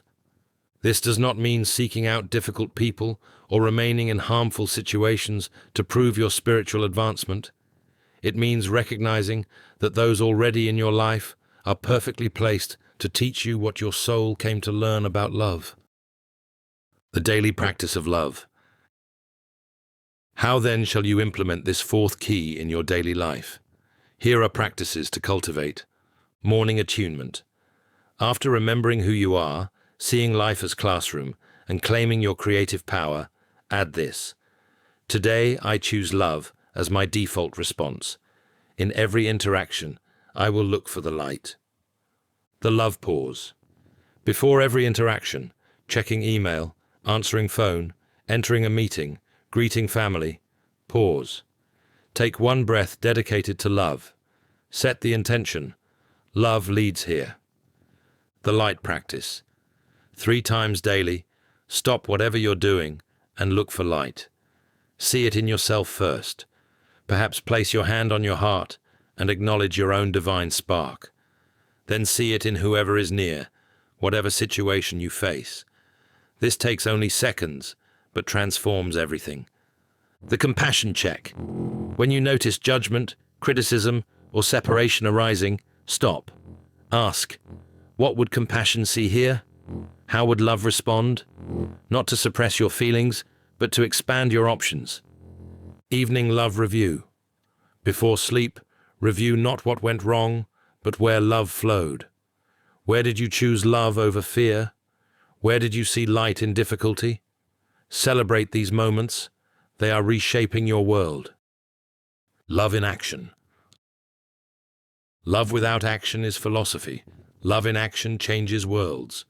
But what does love look like in practical terms? Love looks like patience when everything in you wants to rush. Love looks like listening when you're sure you're right.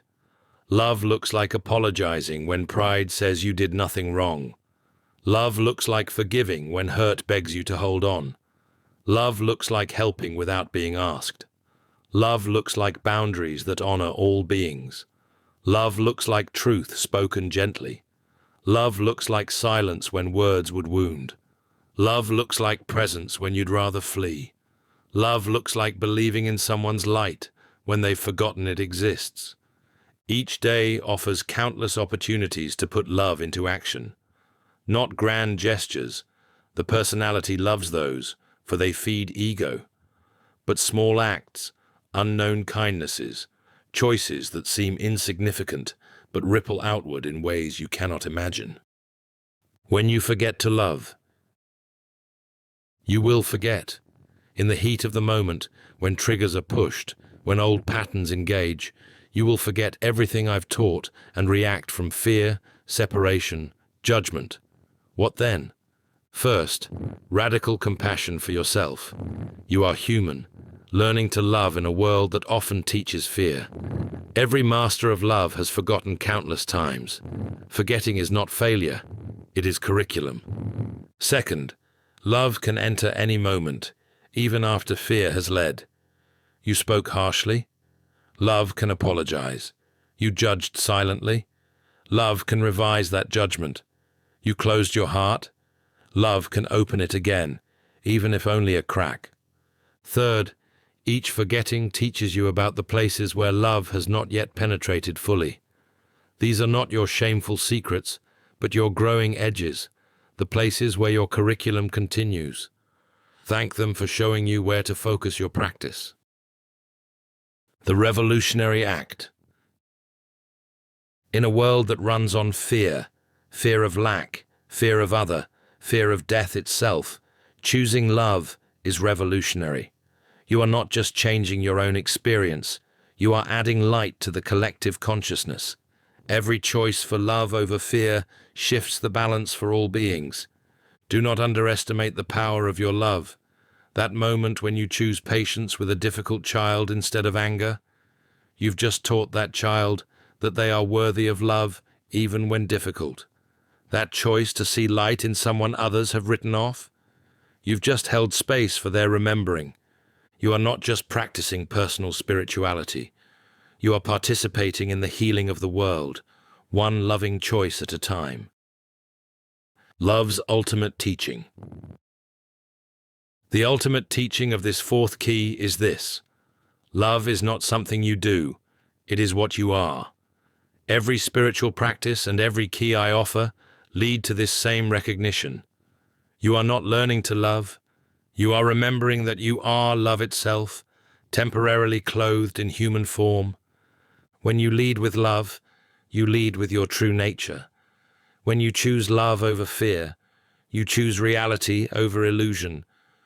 When you see light in all beings, you see truly, for light is what we all are beneath the temporary costumes of personality. This is why love feels like coming home, because it is. Every moment of choosing love is a moment of remembering who you are. Your assignment in love. As you work with this fourth key, I offer you this assignment. Choose 3 people, 1 easy to love, 1 neutral, 1 difficult. Practice seeing their light daily. Notice how your relationship with each changes as you relate to their light rather than their personality. Love in secret. Each day, perform 1 act of love that no one will know about. A silent blessing, an anonymous kindness, a prayer for someone's well-being. Let love be its own reward. The fear to love transformation. When you notice fear arising, ask, what would love do here? Not to suppress fear, but to expand your options. Journal what you discover. Compassion for yourself. End each day by placing your hand on your heart and offering yourself the love you would give a beloved child. Dear one, you did your best today. You are learning. You are loved. Living as love. Tomorrow, when you wake to who you are, enter life's classroom and claim your creative power, you will add this. You will lead with love. Not because it's easy. Often it's the hardest choice. Not because others deserve it. Love gives without measuring deservingness. But because love is who you are, and every choice to lead with it is a choice to live in truth.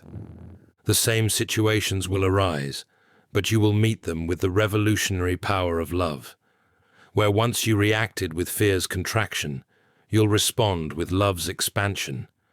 Where once you saw only personality's flaws, you'll see soul's light.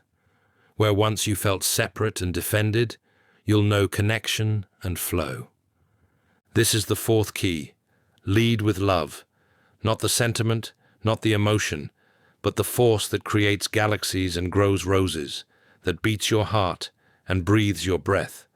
The love that you are eternally, regardless of any temporary forgetting. In every moment, you stand at a crossroads, fear or love. The choice you make creates the next moment of your life. Choose love, my dear ones. Choose it imperfectly, choose it incompletely, but choose it. For in choosing love, you choose life itself. The heart knows the way. Will you follow?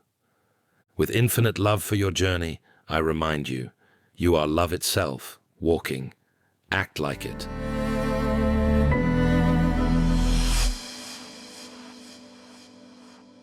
Chapter 5. Answer Suffering's Call. We come now to a teaching that may challenge the comfortable boundaries you have drawn around your life. The spiritual imperative to answer suffering's call wherever you encounter it. Not from duty, guilt, or the personality's need to be seen as good, but from the soul's recognition that there is no suffering that is not your own, no pain that does not touch the infinite heart we all share. How often do you turn away from another's pain, telling yourself it is not your responsibility? How frequently do you close your heart to the suffering of the world, claiming you have troubles enough of your own? How many times do you pass by opportunities to serve, believing you have nothing to offer? Today, if you are willing, we explore the truth that in serving others, you serve yourself. In healing another's pain, you heal your own. In answering suffering's call, you answer your soul's deepest purpose. The illusion of separate suffering. Let us begin with a truth the personality finds most uncomfortable. There is no such thing as their suffering and your suffering. There is only suffering, arising in the unified field of consciousness that we all share. When you believe pain is isolated to individual beings, you live in the illusion of separation. When you recognize pain as a shared experience, you touch the truth of our connection. Consider your physical body. When your toe is injured, does your hand say, "That is the toe's problem, not mine"? No. The entire body responds. Blood rushes to the area, the immune system activates, and other parts compensate to protect the injury. Why? Because the body knows itself as one organism. The toe's pain is the body's pain. So it is with humanity, with all of life. You are not separate beings having isolated experiences. You are one consciousness expressing through myriad forms. The suffering of any being touches all beings, whether you are conscious of it or not. "Hold the phone, mister," you protest. "I cannot feel everyone's pain. I would be overwhelmed." You are not asked to feel all pain consciously. That would indeed overwhelm the human nervous system. You are asked to recognize that when suffering presents itself in your path, it is not random. It is life saying, "Here is where love is needed. Here is where you can serve." The sacred wound. Each of you carries what I call sacred wounds, places where life has touched you deeply, where you have known profound suffering. Perhaps it was loss, betrayal, illness, abandonment, or failure. The personality sees these wounds as damage, as reasons to close, as justification for not engaging with others' pain. It says, "I have suffered enough," it says. "Let me protect what little peace I have found." But the soul sees differently. Your sacred wounds are not your damage. They are your credentials. They are the very places where your capacity for compassion has been carved open. They are where you can meet another's pain, not with pity from above, but with understanding from within. Have you noticed that those who serve most powerfully are often those who have suffered most deeply? The one who knows addiction can reach the addict. The one who has grieved can hold space for another's grief.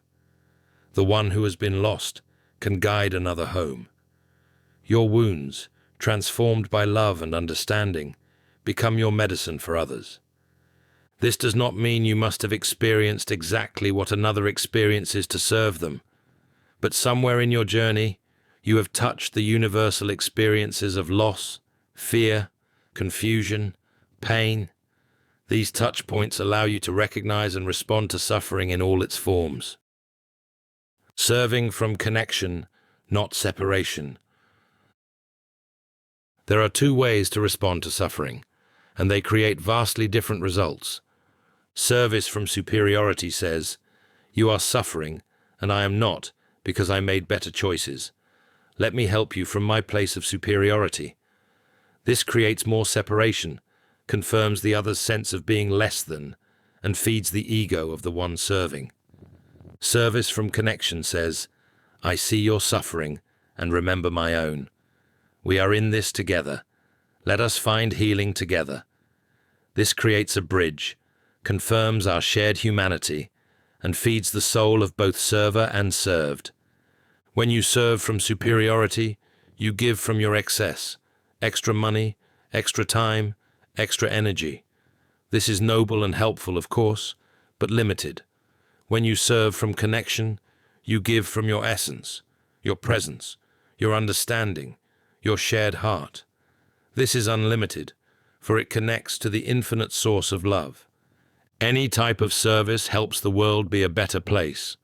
Serve, and you will see both the helper and the helped receive benefits. And the way you serve matters. Service from separation or superiority maintains the walls of ego. Service from connection dissolves them in the recognition of our oneness. The karma of turning away. Now let me speak of something the personality does not wish to hear. Every time you turn away from suffering you could address, you create karmic debt. Not as punishment, karma is never punishment, but as simple cause and effect. When suffering calls and you close your heart, you strengthen the illusion of separation. You affirm that you are isolated, alone, and responsible only for yourself. This very belief creates the conditions for your future suffering. For how can you receive help when you need it, if you have affirmed that beings need not help each other? When you pass by an obvious need that you could address, not every need, but that which life clearly places in your path, you miss an opportunity for your healing. For in serving others, you serve yourself. In opening your heart to another's pain, you open the channels through which your healing flows. I am not speaking here of taking on the world's suffering as a burden. I am not suggesting that you give beyond your means or serve from a depleted state. I am speaking of those moments when life clearly calls, such as the friend who needs a listening ear, or the stranger who needs a helping hand, the cause that touches your heart, the suffering that your unique gifts could address. When these calls come and you turn away from your wholeness. You choose separation over connection, fear over love, the small self over the infinite self. And separation, my dear ones, is the root of all suffering. The healing that flows both ways. Here is a mystery the helpers among you have discovered. When you truly serve from connection, you receive more than you give. Not because you seek a reward, but because the very act of open-hearted service heals the server as much as the served. Why is this so?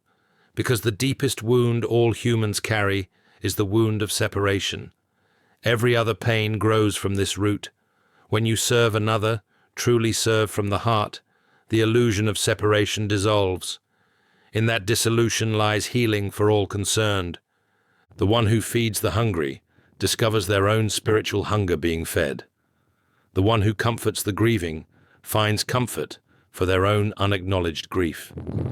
The one who teaches the confused discovers clarity in their own understanding. The one who holds space for another's anger learns to hold space for their own.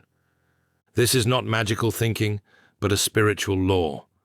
What you offer returns to you, not always in the same form, but always in perfect measure.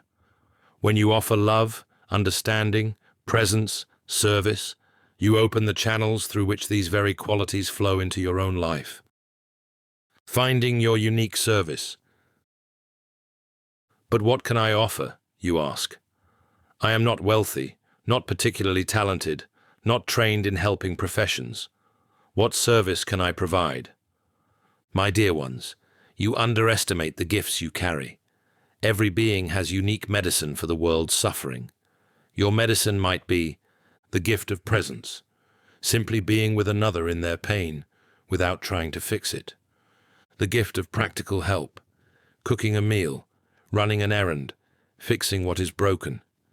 The gift of beauty, creating art, music, gardens that uplift the human spirit. The gift of laughter, bringing lightness to heavy situations. The gift of organization, creating systems that serve many. The gift of connection, introducing people who need each other. The gift of witness, truly seeing and acknowledging another's experience. The gift of skill, offering whatever abilities you have developed. The gift of resources, sharing what abundance you possess. The gift of prayer, holding others in the light of your spiritual practice. Do not compare your gifts to others. The world needs all medicines. What seems small to you may be exactly what another soul requires for healing. The practice of sacred noticing. How do you know when suffering is calling you specifically? Through the practice of sacred noticing. As you move through your day, stay awake not just to your own experience, but to the experiences of those around you. Notice, where does suffering appear in your path? What pain do you observe repeatedly? Which situations stir your compassion? What needs do you see that match your abilities? When does your heart say, I could help here? Life is constantly showing you where you are needed. Not everywhere. That would be overwhelming. But specifically, uniquely, in ways that match your gifts to the world's needs. Sometimes the call is dramatic, a crisis where your help is obviously needed. More often, it is subtle, a moment of loneliness you could ease, a small struggle you could lighten, a quiet pain you could acknowledge. The practice is to notice without immediately moving to action. Notice first, feel the response in your heart, then ask, is this mine to do? If your heart expands with yes, then serve. If it contracts with obligation or guilt, pause. True service comes from the open heart, not the guilty conscience. When service becomes depletion. Now let us address a confusion that traps many sensitive souls, the difference between serving from fullness and serving from depletion. Some of you give and give until you have nothing left, then wonder why you feel resentful rather than fulfilled. Sound familiar? Service that depletes is not true service. It is often the ego's need to be needed, the personality's attempt to earn love through doing. It creates dependence rather than empowerment, exhaustion rather than renewal. True service flows like a river from an inexhaustible source. It gives not from personal reserves, but from connection to the infinite. It says not, I will save you, but let us find healing together. How do you know the difference? Service from fullness energizes you even as it requires effort. Service from depletion exhausts you even in small amounts. No wonder the people who deceive you into helping them leave you feeling exhausted. It is your soul reminding you that your service is nothing more than a form of slavery. Service from fullness feels like love flowing through you. Service from depletion feels like love being drained from you. Service from fullness trusts the process and outcome.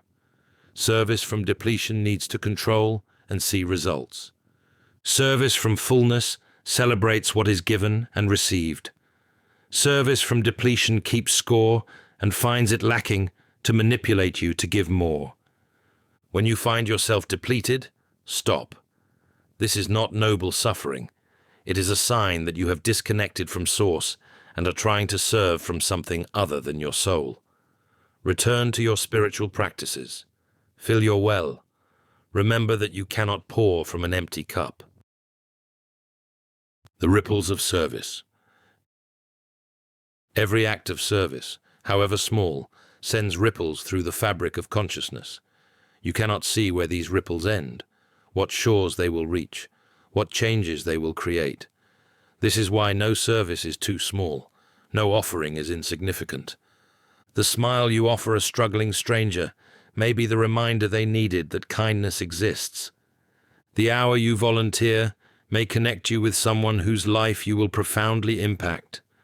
The dollar you donate may be the one that tips the balance for crucial help to manifest. The prayer you offer may strengthen someone you will never meet in ways you will never know. You are not asked to measure the impact of your service. You are asked only to serve when called, trusting that love offered into the world always finds its perfect destination. Transforming guilt into action. Many of you carry guilt about the world's suffering. You see the homeless and feel guilty for your home. You hear of starvation and feel guilty for your full plate. You learn of injustice and feel guilty for your privileges. Guilt is useless, my dear ones. It helps no one, changes nothing, and only adds to the world's burden of suffering. But guilt can be transformed into the medicine of compassionate action. When guilt arises, ask, what action is this calling me toward? Then take that action, however small. Cannot solve homelessness? You can support someone who is homeless. Cannot end world hunger? You can ensure someone eats today. Cannot dismantle all injustice? You can stand for justice where you are. Transform guilt into gratitude. Gratitude that you have something to share. Transform gratitude into generosity. Generosity that flows naturally from a grateful heart. Transform generosity into joy. The joy of knowing you are part of the healing rather than part of the problem. The daily practice of service. How then shall you implement this fifth key in your daily life? Morning dedication. After your other practices add, today I will notice where suffering calls. I will serve from fullness, not depletion. I will remember that in serving others, I serve the one we all are. The availability practice. 3 times daily, pause and ask, how can I be of service in this moment? Not adding new obligations, but noticing opportunities already present. The connection reminder. Before any act of service, however small, remind yourself, we are not server and served, but companions in healing. The gratitude practice. When you receive service from others, and you do, constantly, acknowledge it with gratitude. This keeps the circle of giving and receiving open and flowing. Evening reflection. Before sleep, celebrate where you answered suffering's call. No judgment for opportunities missed, only acknowledgement of love offered and received. Sacred reciprocity. Here is a final teaching about service. You must learn to receive as gracefully as you give. Many who serve easily find receiving difficult. This is often ego, the need to be the helper, not the helped. But refusing to receive when you need help breaks the sacred circle of reciprocity. Sometimes your service is in giving help. Sometimes your service is in receiving it, allowing another the blessing of serving. Can you receive with the same open heart with which you give? Can you allow others the joy of contributing to your healing? This is advanced spiritual practice, recognizing that we all serve and are served in turn, that the river of love must flow both ways, that in receiving gracefully, you give the gift of allowing another to give. Your assignment in service. As you work with this fifth key, I offer you this assignment. Identify your medicine. What unique gifts do you carry for the world's healing? List them without false modesty. These are not your possessions, but life's gifts flowing through you. Practice sacred noticing. For 1 week, simply notice where suffering appears in your path. Don't feel obligated to act on all of it. Just notice. Where does your heart consistently respond? 1 small service daily. Each day, offer 1 act of service, however small. Let it come from joy, not obligation. Notice how you feel before, during, and after. Transform 1 guilt. Choose 1 area where you carry guilt about the world's suffering. Take 1 concrete action, however small, to transform that guilt into service. Living as love's hands. Tomorrow, when you wake to who you are, enter life's classroom, claim your creative power, and lead with love, you will add this. You will answer suffering's call. Not all suffering, that is not asked of you, but that suffering which life places clearly in your path, which matches your unique medicine, which calls to your heart. You will discover that service is not a burden, but a blessing, not a depletion, but a renewal, not a sacrifice, but a joy. You will find that in healing others, you heal yourself. In serving others, you serve your own highest nature. In answering suffering's call, you answer your soul's deepest purpose. For why did you come to this earth if not to add light where there is darkness, love where there is fear, healing where there is pain? This is not an obligation. This is an opportunity. This is not duty. This is privilege. This is not work. This is love in action. The world's suffering is real, but so is your capacity to address it. Not alone, never alone, but as part of the great wave of love that even now is washing over this planet, healing heart by heart, act by act, choice by choice. Will you be part of this healing? Will you answer when suffering calls? Will you trust that your unique medicine is needed, that your particular gifts matter, that your service, however humble it seems, is part of the great turning from fear to love? The call has already come. It comes in every moment, in countless forms. How will you answer? With infinite love for your service, I remind you, you are not here to save the world single-handedly. You are here to do your part in the saving, trusting that as each being does their part, the world is indeed saved, one heart, one act, one moment of service at a time. The suffering of the world awaits your medicine. What are you waiting for?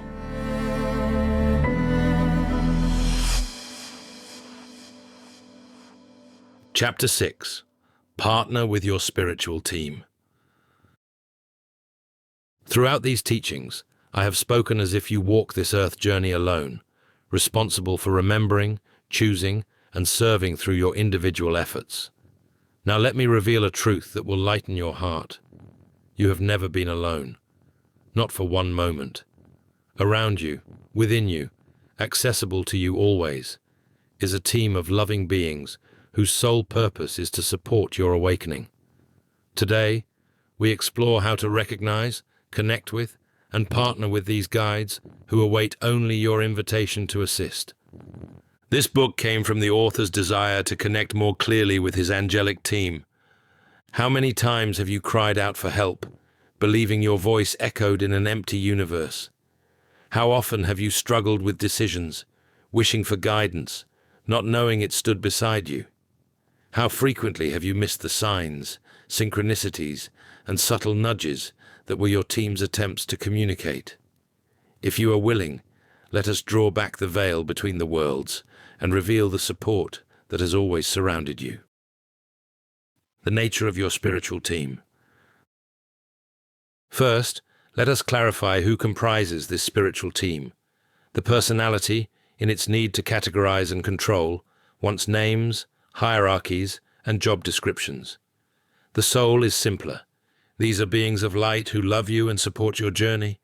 They may include personal guides, beings who have agreed to accompany you through this lifetime, sometimes several lifetimes. They may have walked the earth plane and understand its challenges, or they may be beings who have evolved through other paths. What matters is not their history, but their commitment to your growth. Angels, beings of pure love who have never needed to incarnate, who exist to serve the light in all its manifestations. They do not interfere with free will, but stand ready to assist when called. Loved ones, those who have left the earth plane but maintain connection with you. Not all who pass choose this role, but many do, continuing to love and support from the other side of the veil. Higher self, the aspect of you that exists beyond the personality, that remembers your divine nature, that sees from the soul's perspective. This is not separate from you, but the fullest expression of who you are. The divine itself, call it God, Goddess, Source, the universe. This infinite consciousness is not distant, but intimately present, as close as your breath, as available as your heartbeat. The divine will never reject you for any reason. The more you understand how the soul is inseparably connected to all that is, the more absurd the idea of separation from the divine is. Do not become caught in the need to precisely identify each member of your team. They work in harmony, often blending their energies so seamlessly that distinguishing between them matters little.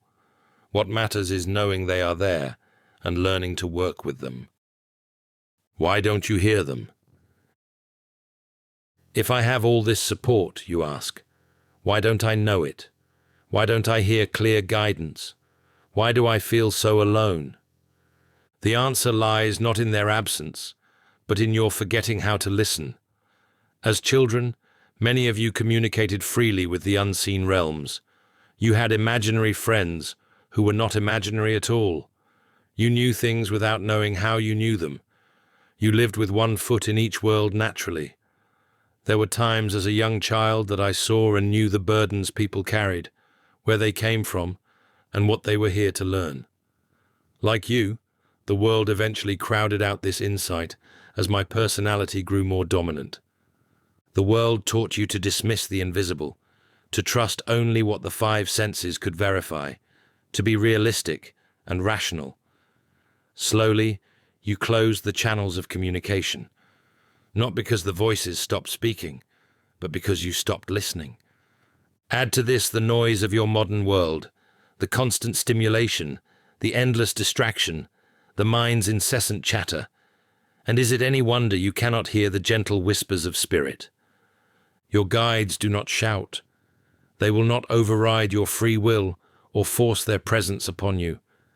They speak in the language of the soul, through intuition, synchronicity, dreams, sudden knowing, chance encounters, recurring thoughts, and physical sensations. To hear them, you must remember how to listen with more than your ears. Opening the channels. How then do you reopen these channels of communication? Not through complex rituals or esoteric practices, but through simple willingness and consistent attention. First, believe. Not blind belief, but the kind of belief that is open to possibility. You need not be certain that guides exist. Be willing to explore as if they do. Say, even if skeptically, if I have guides, I welcome communication with you. This crack in the door of doubt is all that's needed for light to enter. Second, quiet the noise. You cannot hear whispers in a hurricane. Create moments of stillness in your day, not hours of meditation, though that helps, but moments. Turn off the devices, sit in silence, walk in nature, take conscious breaths, allow the emotional intensity of thoughts and emotions to die down and just listen when they fade out. In these spaces between thoughts, guidance slips through. Third, ask. Your team respects your free will absolutely. They will not intrude, advise unasked, or override your choices. You must invite their participation. Please help me understand. Show me the way. I welcome your guidance on simple, director, heartfelt. Fourth, listen with your whole being. Guidance rarely comes as words in the ear. It comes as sudden clarity, as a feeling of rightness or wrongness, as an unexpected solution appearing, as words from a stranger that perfectly address your question, as a book falling open to exactly what you need to read. Listen with your body, your heart, your dreams, your coincidences. Fifth, trust what comes. The personality wants guarantees, proof, dramatic signs. The soul recognizes truth by its resonance. When guidance comes, and it will, does it feel expansive or contractive? Does it come from love or fear? Does it honor your highest good and the good of all? Trust the knowing that arises from deeper than thought. The language of signs and synchronicities. Your team often communicates through what you call synchronicities, meaningful coincidences that feel too perfect to be random. Learning to read these signs is like learning any language. At first, you recognize only the most obvious. With practice, you become fluent in the subtle communications constantly flowing toward you. Common forms of synchronistic communication: repetitive numbers, seeing 1111, 333, or other number patterns repeatedly. These are often simply saying, "Pay attention, you are seen, you are guided." Animal messengers, unusual encounters with animals, birds, insects that feel significant. Each carries symbolic meaning, but more important is what they mean to you in that moment. Songs and words, hearing the perfect song at the perfect moment, overhearing a conversation that speaks directly to your situation, finding quotes that address your exact question. Dreams. Your rational mind sleeps, allowing clearer communication. Not every dream carries guidance, but those that do have a different quality, more vivid, more memorable, carrying a feeling of significance. Body sensations, sudden warmth, tingling, pressure at the crown or third eye, unexplained emotions that arise without cause. Your body often knows before your mind understands. Technical signs, lights flickering, electronics behaving strangely, objects appearing or disappearing. The realm of spirit can influence the physical when necessary to get your attention. Do not become superstitious, seeing signs everywhere. Not every bird is a messenger. Not every number is significant.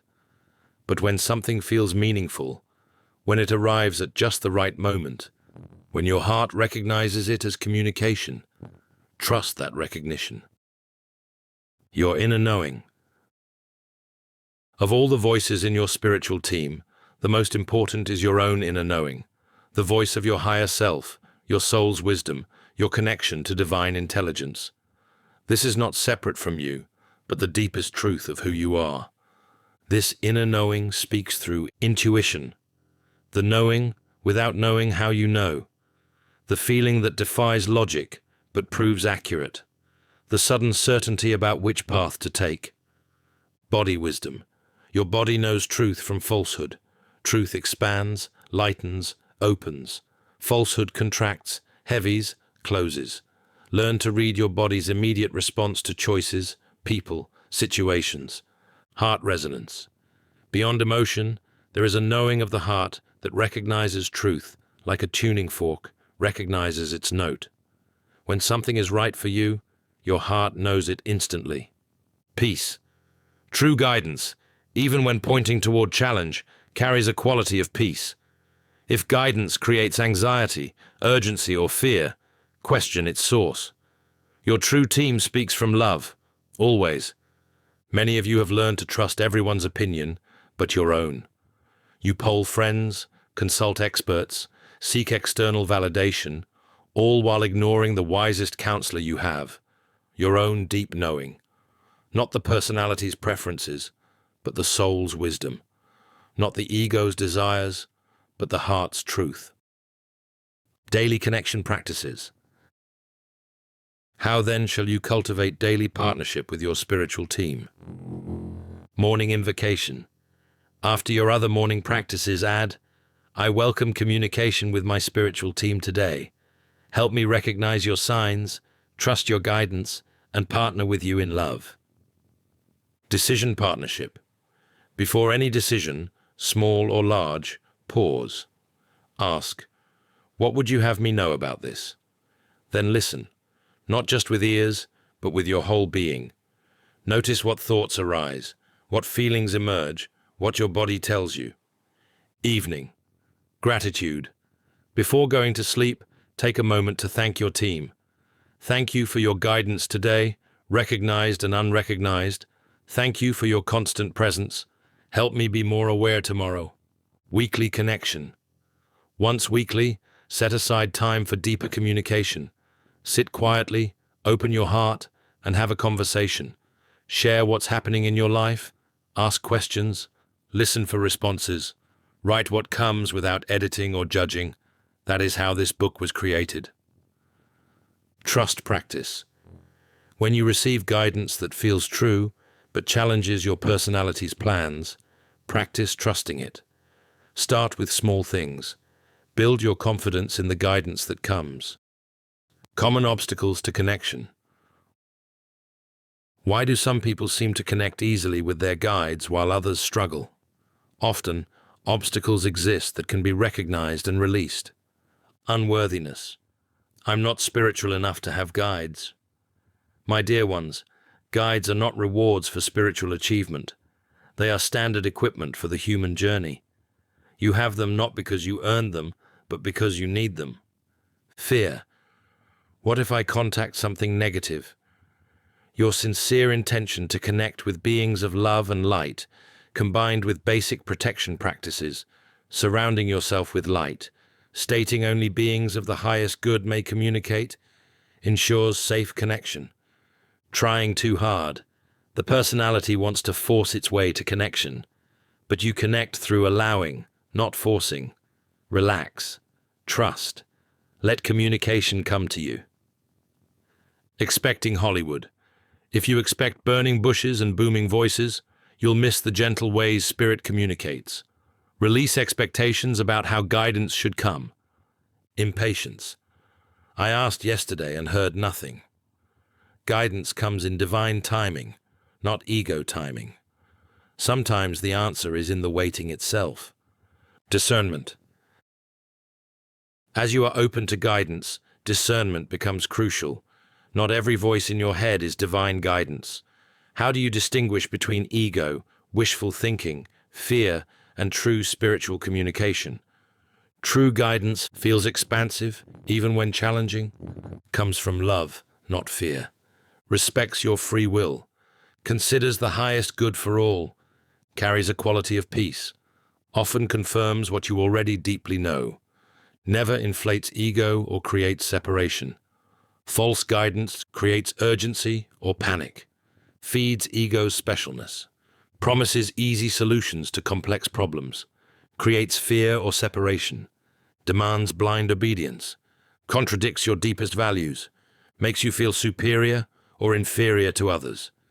Cults who claim special knowledge or insight often try to leverage fear and demand blind obedience as a sign of faith.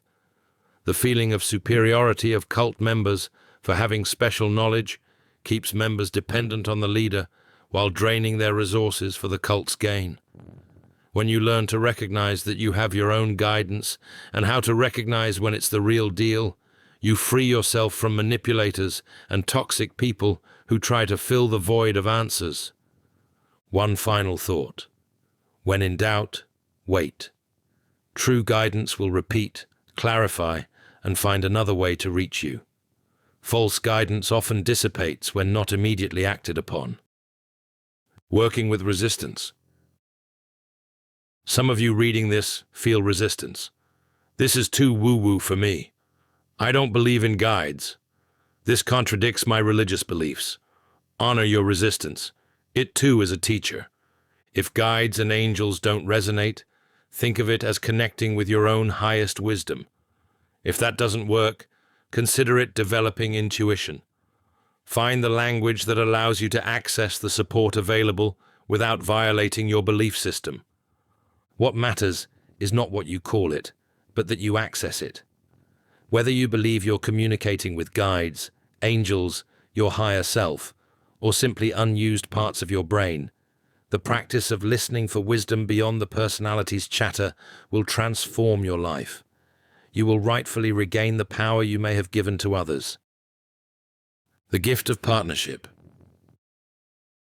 When you truly partner with your spiritual team, everything changes. Not because life becomes easy, you still have your lessons, your karma, your human experiences, but because you no longer face them alone. Imagine climbing a mountain with an experienced guide versus climbing alone. The mountain doesn't change, but your experience of climbing it transforms completely. You still must take each step, but now you have someone pointing out the safest path, encouraging you when you tire, and reminding you why you chose to climb. This is what partnership with your spiritual team offers. not a carrying to the summit, but loving support for your journey there. Your assignment in partnership. As you work with this sixth key, I offer you these practices. Create a sacred communication space. Designate a time and place for regular connection with your team. Consistency helps establish clearer channels. Keep a synchronicity journal. Record signs, coincidences, and possible communications. Over time, you'll recognize patterns in how your team communicates with you. Practice with small decisions. Before automatically deciding, ask for guidance. Which route to drive? What to have for lunch? Build trust with low-stakes choices. Thank your team daily. Gratitude strengthens connection. Thank them for their presence, whether you consciously experience it or not. Ask for a sign. When facing important decisions, ask for clear confirmation. Be specific if needed. If this path is right, show me a butterfly. Then watch without attachment. Living in sacred partnership. Tomorrow, when you wake to who you are, see life as classroom, take spiritual responsibility, lead with love, and answer suffering's call, you will add this. You will remember you are not alone. You will invite your team's participation in your day. You will watch for their signs, listen for their whispers, and trust their guidance. No longer will you struggle in isolation, believing the universe indifferent to your journey.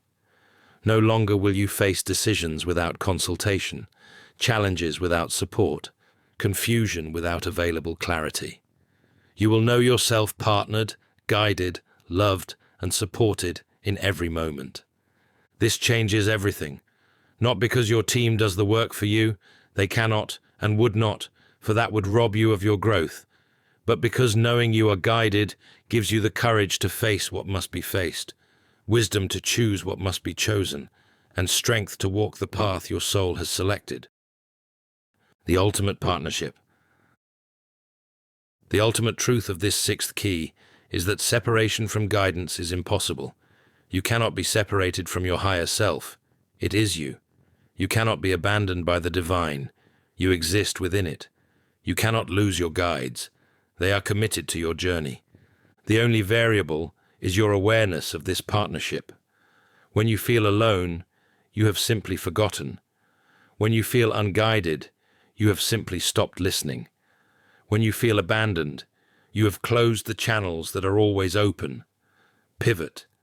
Clear the channel, and you will experience their guidance again.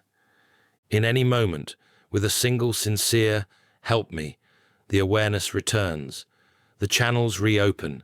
The partnership resumes consciously. This is grace, always available, never imposed, eternally patient. You walk between worlds, my dear ones.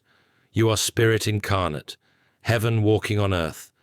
The very fact of your dual nature means you have access to both realms.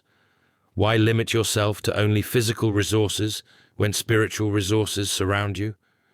Your team celebrates each time you remember to include them, not because they need to be needed, but because they joy in your remembering who you are, a spiritual being with spiritual support for your human journey. Will you accept this support? Will you open to this partnership? Will you trust that you are guided, even when you cannot see the way? The next time you feel alone, overwhelmed, or confused, remember, you have a team. They await your invitation. They honor your free will. They serve your highest good. They love you unconditionally. What are you waiting for? The partnership of your lifetime awaits. Chapter 7. Trust the sacred process. We come now to the final key, though in truth it encompasses all the others, the practice of trust itself. Trust in the divine unfolding of your life. Trust in the perfection of timing you cannot see.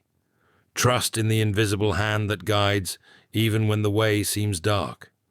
This is not blind faith that ignores reality, but enlightened faith that sees beyond appearance to the deeper truth. You are held, guided, and loved in every moment, and life itself conspires for your awakening. How many nights have you lain awake, anxiety gnawing at your peace, trying to figure out how things will work? How often have you rushed ahead of divine timing, forcing doors that weren't ready to open? How frequently have you interpreted life's delays and detours as evidence that you are forgotten, unloved, or off path? Today, if you are willing, we explore the deepest spiritual practice of all, surrendering to the sacred process while remaining fully engaged with life. The nature of sacred process. To understand sacred process, you must first release the personality's version of how life should unfold. The personality wants straight lines, birth to death, with predictable, comfortable progress between. It wants guarantees, schedules, and clear maps with marked destinations. It measures success by external achievements and judges delays as failures. But the soul knows differently. The soul understands that you are not going somewhere. You are becoming something. You are not achieving a destination. You are allowing a revelation. The sacred process is not about getting your human life to work perfectly. It is about using your human life to remember who you truly are. From this perspective, nothing is wasted. No experience is meaningless. No timing is wrong. Every delay, detour, and difficulty serves the sacred process of your awakening. Not as punishment, not as random chaos, but as precisely what your soul requires for its evolution. But wait, you protest. Surely some things are simply wrong. Injustice, cruelty, suffering that serves no purpose. Yes, from the human perspective, much appears wrong, cruel, and purposeless. I do not ask you to call suffering good or pretend pain doesn't hurt. I ask you to trust that within every experience, even the most difficult, lie seeds of transformation if you know how to tend them. The sacred process includes both the suffering and what you choose to do with it. Divine timing versus human timing. One of the greatest sources of suffering is the conflict between divine timing and human timing. The personality says, "I'm ready now. I've done the work. Where are my results?" The soul smiles, knowing that readiness is not about completing tasks, but about becoming who you need to be to receive what life has for you. Consider the flower. Does it bloom because it has waited the correct number of days? No. It blooms when all conditions align: temperature, moisture, light, the plant's internal readiness. You can count days on your calendar, but the flower knows nothing of your schedule. It responds to the intelligence of life itself. So too with the flowering of your life's purpose, relationships, healing, and abundance. You can push, force, and demand that life follow your timeline, or you can tend your garden with love, while trusting the intelligence that knows exactly when each bloom should open. Divine timing often appears as delays that save you from what wasn't truly right, losses that create space for something better, failures that redirect you toward your true path, waiting periods that develop qualities you'll need, synchronicities that arrive at the perfect moment. Human timing sees only, "This is taking too long."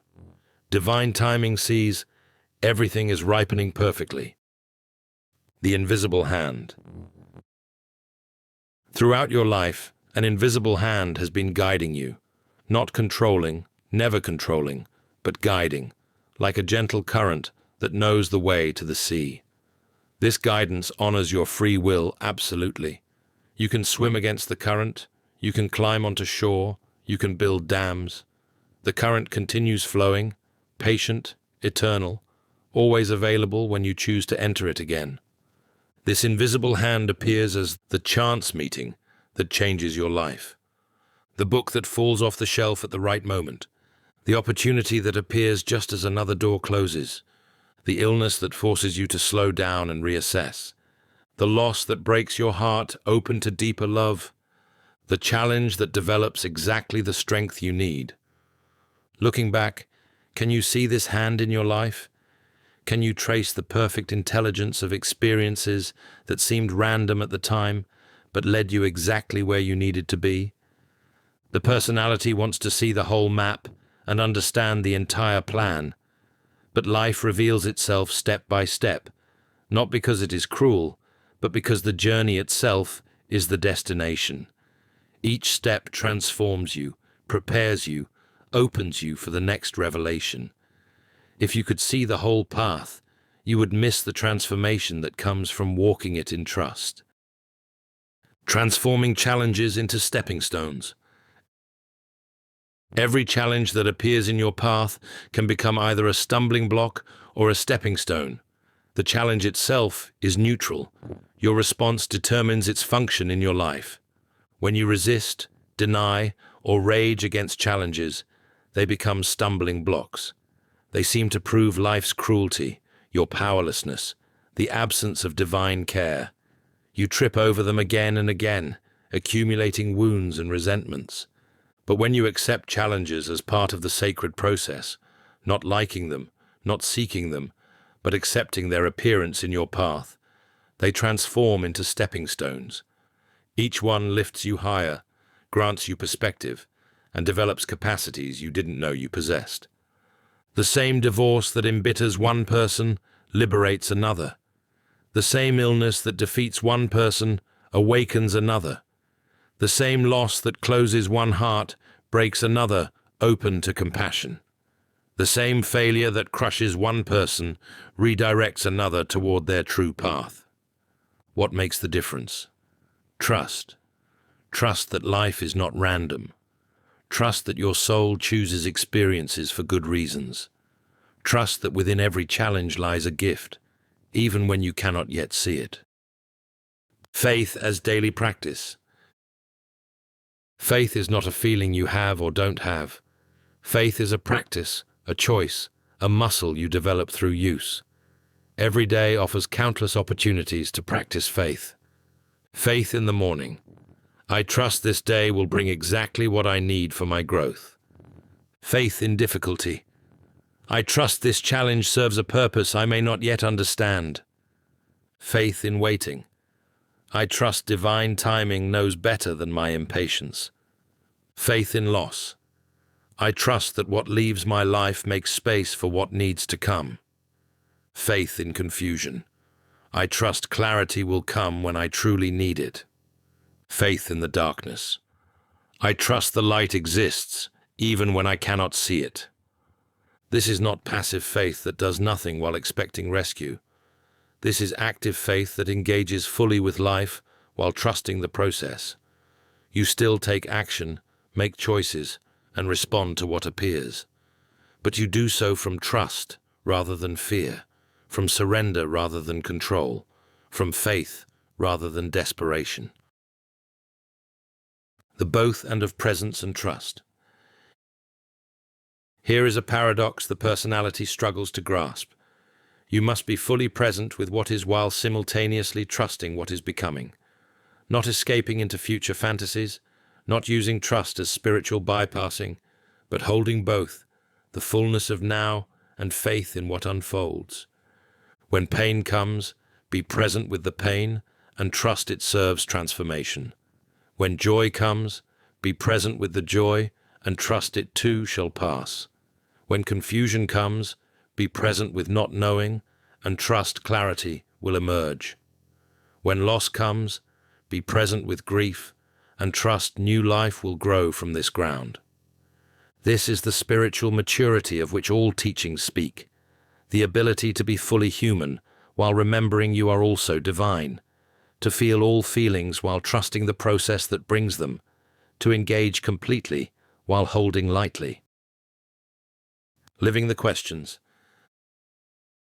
The poet Rilke advised, live the questions now. Perhaps you will then gradually, without noticing it, live along some distant day into the answer. The personality wants immediate answers. Why did this happen? When will that change? How should I proceed? What does this mean? The questions feel urgent, demanding resolution.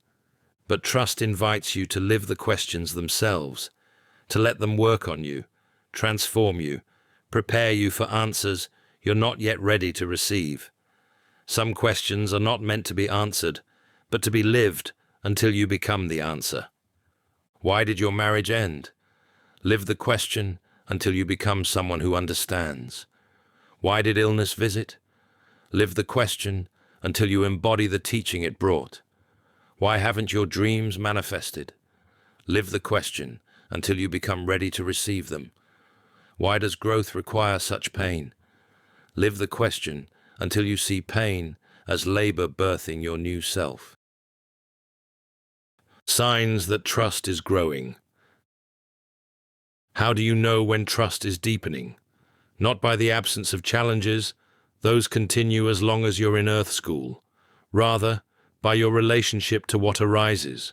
You feel peace even in uncertainty. You respond rather than react to difficulties. You see patterns where once you saw chaos. You find gifts in experiences you once would have cursed. You wait more patiently for clarity. You force less and allow more. You recognize guidance more quickly. You feel held even in the darkness.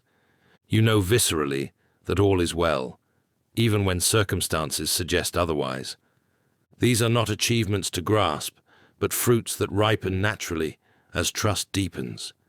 You cannot force them any more than you can force fruit to ripen. You can only tend the tree of your spiritual practice and trust the process. When trust feels impossible. There will be times when trust feels impossible, when life delivers such blows that every spiritual teaching seems like a mockery, when the very idea of sacred process feels like cosmic cruelty. What then? First, honor where you are. Do not add spiritual self-judgment to your already heavy burden. Even Jesus cried out, "My God, why have you forsaken me?" Even the Buddha faced moments of profound doubt. You are human. Sometimes trust breaks, faith wavers, and the sense of being held disappears entirely. In these moments, you need not trust the process. Simply trust the next breath, then the next. Trust that the sun will rise tomorrow, that your heart will continue beating, that this moment, however terrible, will pass into the next. Sometimes faith must become very small before it can grow large again. Sometimes you must lose all sense of cosmic purpose to discover a purpose that transcends understanding. Sometimes the sacred process includes the experience of feeling abandoned, so you can discover the love that never abandons, only waits for your readiness to feel it again. The practice of sacred surrender. Surrender. The personality hears this word and imagines defeat, giving up, becoming passive. But sacred surrender is none of these. It is the recognition that you are not the sole author of your life, that a wisdom greater than your personality's understanding guides the unfolding. Sacred surrender, or what I've called surrendered excellence in my other writings, says, "I will do my part fully while trusting the outcome to divine wisdom. I will row my boat skillfully while letting the current determine the pace. I will plant and tend my garden while trusting the intelligence that brings the harvest. I will speak my truth while trusting how it will be received. I will love completely while trusting love's own timing and form. This is not giving up, but giving over, releasing the illusion of control while embracing the power of aligned action. You still choose, act, and create, but you do so as a partner with life rather than its opponent." Trust and the 7 keys. Notice how trust weaves through every key we have explored. You cannot truly wake to who you are without trusting that your divine nature is real. You cannot see life as classroom without trusting that experiences serve your growth. You cannot take spiritual responsibility without trusting your creative power matters. You cannot lead with love without trusting love's wisdom over fear's urgency. You cannot answer suffering's call without trusting that service serves all. You cannot partner with guidance without trusting the reality of support. And you cannot live any of these without trusting the sacred process that encompasses all. Trust is not the final key, but the foundation upon which all keys rest. It is the ground of spiritual life, the air that faith breathes, the water in which surrender learns to float. Your daily practice of trust.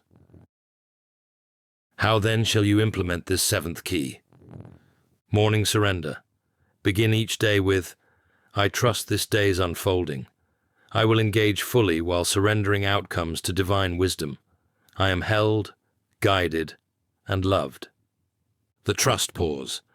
When anxiety arises about future outcomes, pause, breathe, ask, can I trust this process even if I cannot see where it leads? Evening gratitude for the process. Before sleep, thank not just for good experiences, but for the entire day's curriculum. Thank you for all that today brought, the easy and difficult, the clear and confusing. I trust it all serves my awakening. Weekly trust review.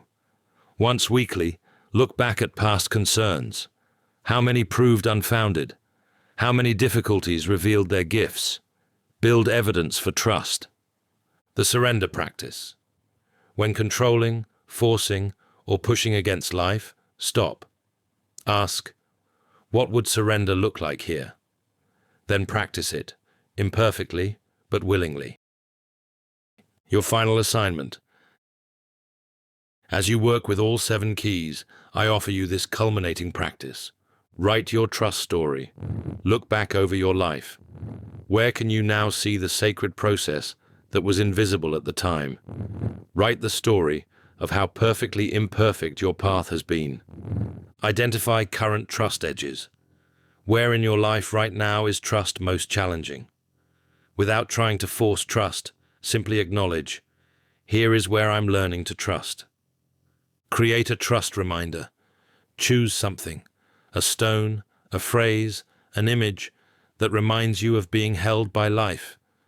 Keep it where you'll see it during difficult moments. Practice one small surrender daily. Each day, consciously surrender one small thing to the sacred process.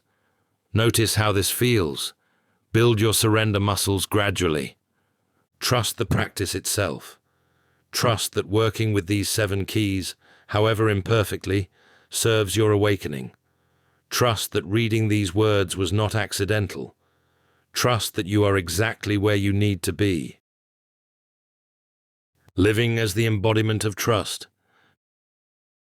Tomorrow, when you wake to who you are, see life as a classroom, take responsibility, lead with love, answer suffering's call, and partner with guidance, you will crown it all with trust. Not perfect trust, that is not asked of you. Simply a willingness to trust a little more than yesterday. The sacred process continues whether you trust it or not. The river flows whether you float or struggle. The invisible hand guides whether you feel it or not. But when you trust, everything changes. Not because life becomes easier, but because you become wiser. Not because challenges cease, but because you see their purpose. Not because you get what you want, but because you discover what was there all along. The ultimate trust. The ultimate trust is this: you cannot get it wrong. You cannot miss your purpose. You cannot fail your mission. Why? Because the mission is not to achieve, but to remember. The purpose is not to perfect, but to awaken. The journey is not to somewhere else, but to who you already are. Every experience serves this remembering. Every choice teaches. Every path leads home eventually. You can take detours, you can rest, you can even turn back temporarily. But you cannot fail to arrive, because arrival is not about reaching a destination, but about recognizing where you have always been. This is the sacred process, not a journey to God, but a journey in God. Not a path to love, but a path of love. Not a way to light, but a revelation that you are light temporarily clothed in form. Trust this. Trust your journey. Trust your stumbles and falls. Trust your risings. Trust the times you remember and the times you forget. Trust the whole magnificent, messy, painful, beautiful process of being human while remembering you are divine.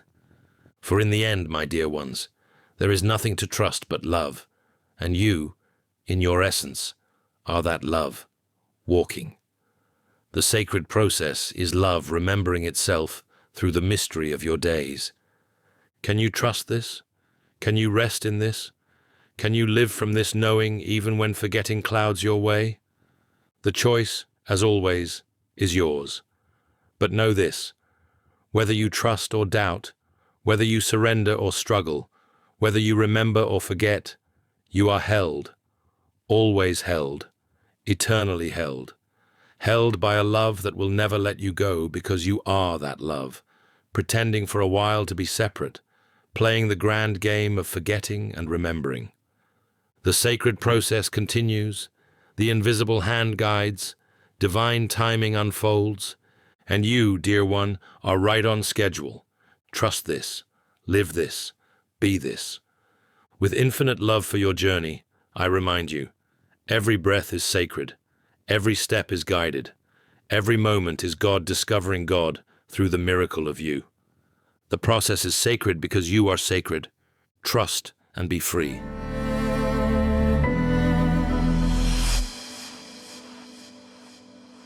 Chapter 8. Living Your Soul's Perfect Day, a Practice Guide. You have journeyed with me through 7 keys, each a doorway to remembering who you truly are. Now comes the sacred work of integration, weaving these teachings into the fabric of your daily life until they become not something you do, but who you are. This chapter serves as your companion, a practical guide you can return to weekly, daily, or whenever you need to remember the way home to yourself. The 7 keys at a glance.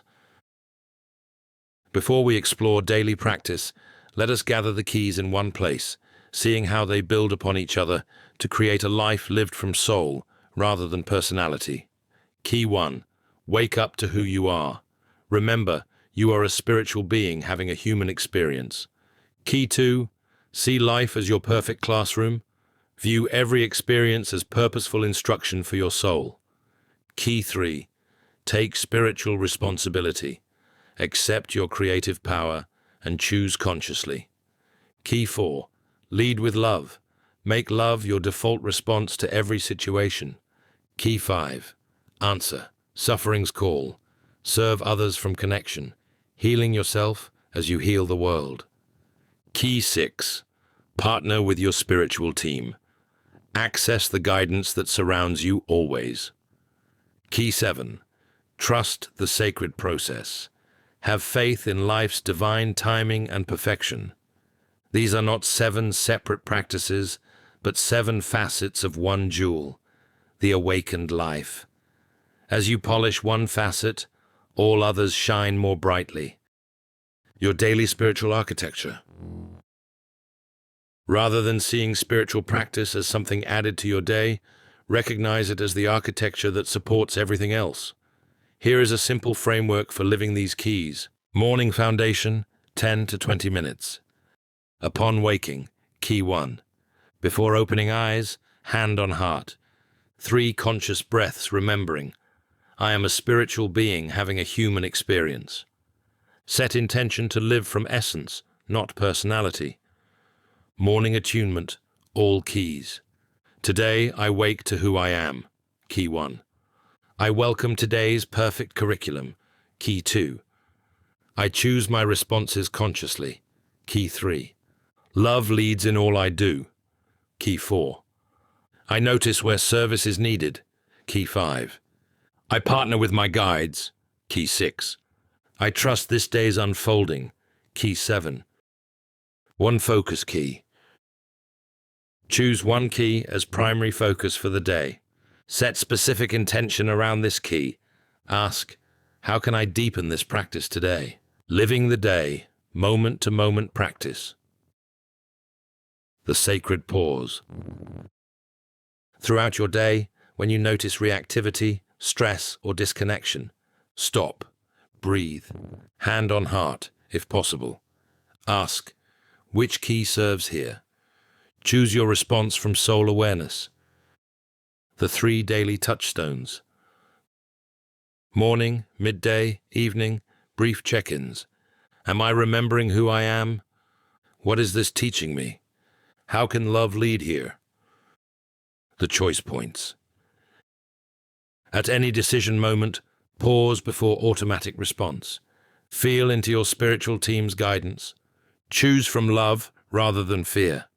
Trust the process, even without seeing outcomes. Evening integration, 10 to 15 minutes. Gratitude review. Not measuring success or failure, but noticing, where did I remember who I am? What did life teach me today? Where did I choose consciously? How did love flow through me? Where did I serve? When did I sense guidance? How did I practice trust? Tomorrow's intention. Which key wants attention tomorrow? What pattern am I ready to transform? How can I deepen my practice? Closing surrender. I release this day with gratitude. I trust tonight's rest and dreams. I am held in love always. Weekly deepening practice. Set aside 1 hour weekly for deeper integration. Week's review. Look back over 7 days. Which key felt most natural? Celebrate this strength. Which key challenged me most? Here lies growth opportunity. What patterns do I notice?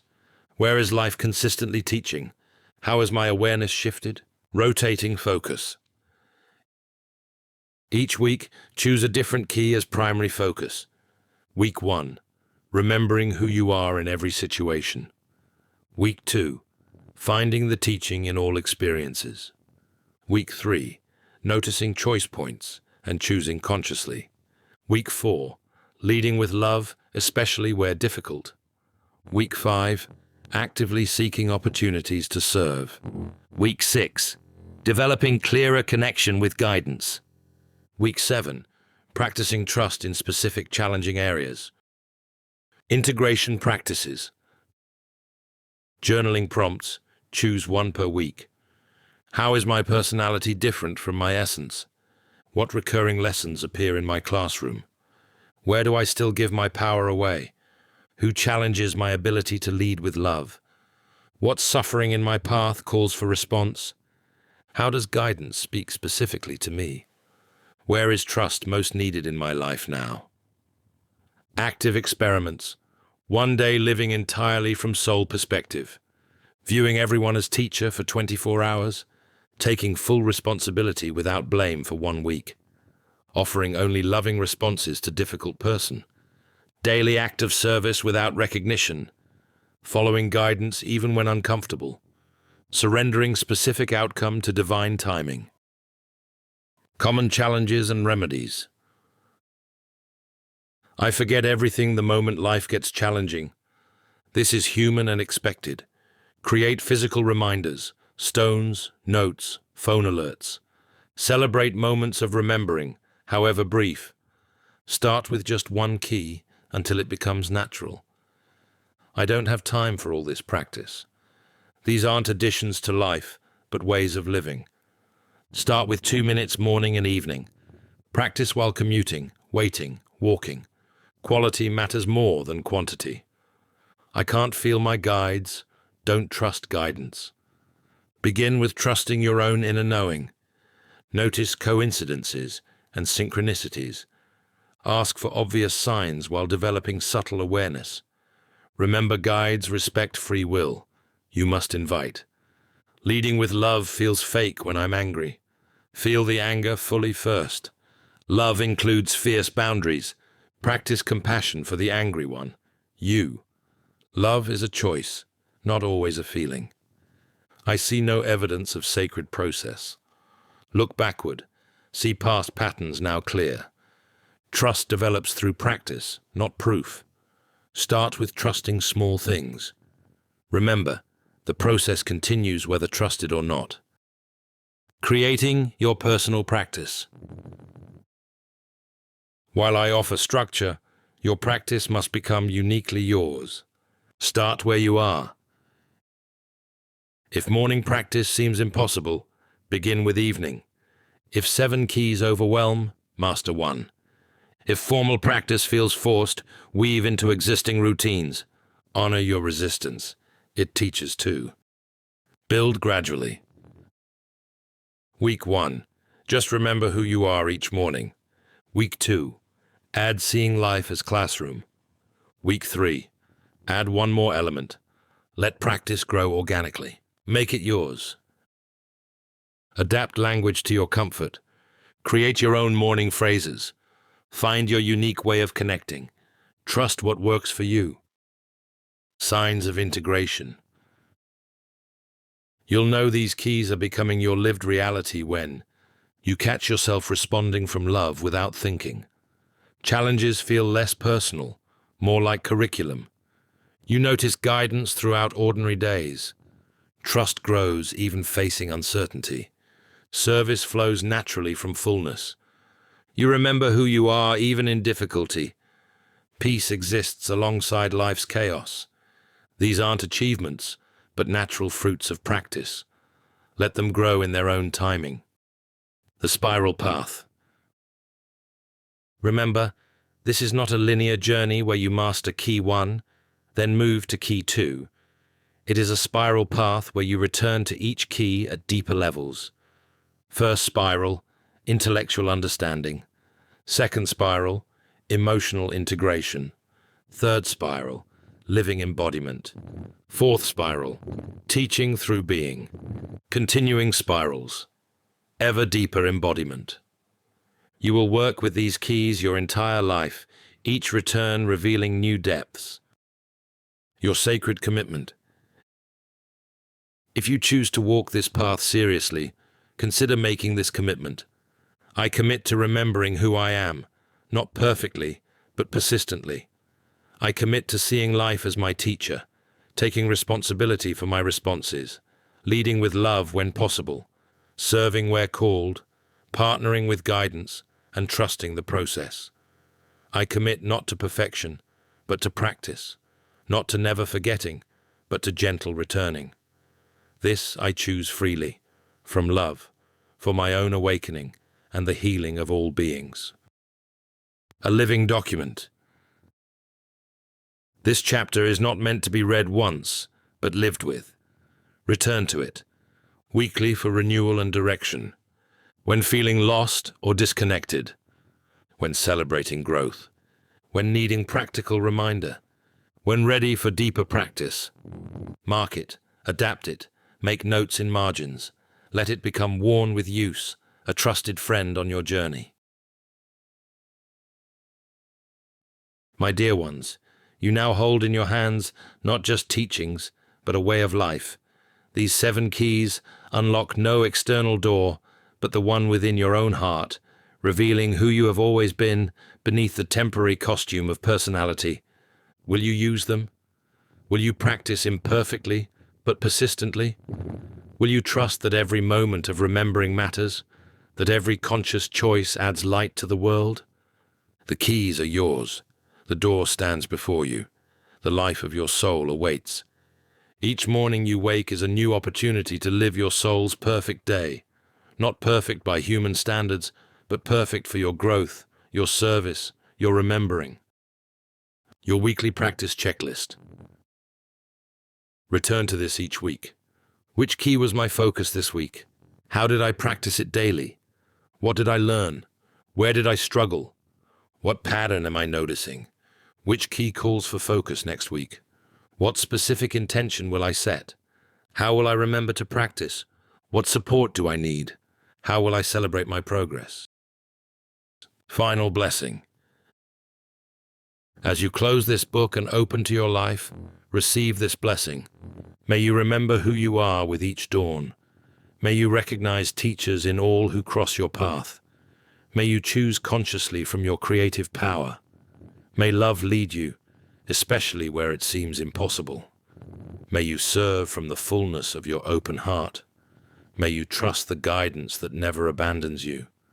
May you rest in the sacred process that holds you always. And may your life become a living prayer, a walking meditation, a blessing to all beings through the simple act of remembering and living who you truly are.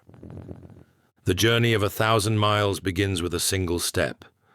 The journey home to yourself begins with a single breath, a single moment of remembering. Begin now, begin again, begin always, with infinite love and trust in your journey. You are not learning something new, but remembering something eternal. You are not becoming spiritual, but revealing the spirit you have always been. You are not seeking your soul's perfect day, but recognizing that in consciousness, every day is your soul's perfect day. Practice well, live fully, remember always, you are loved beyond measure.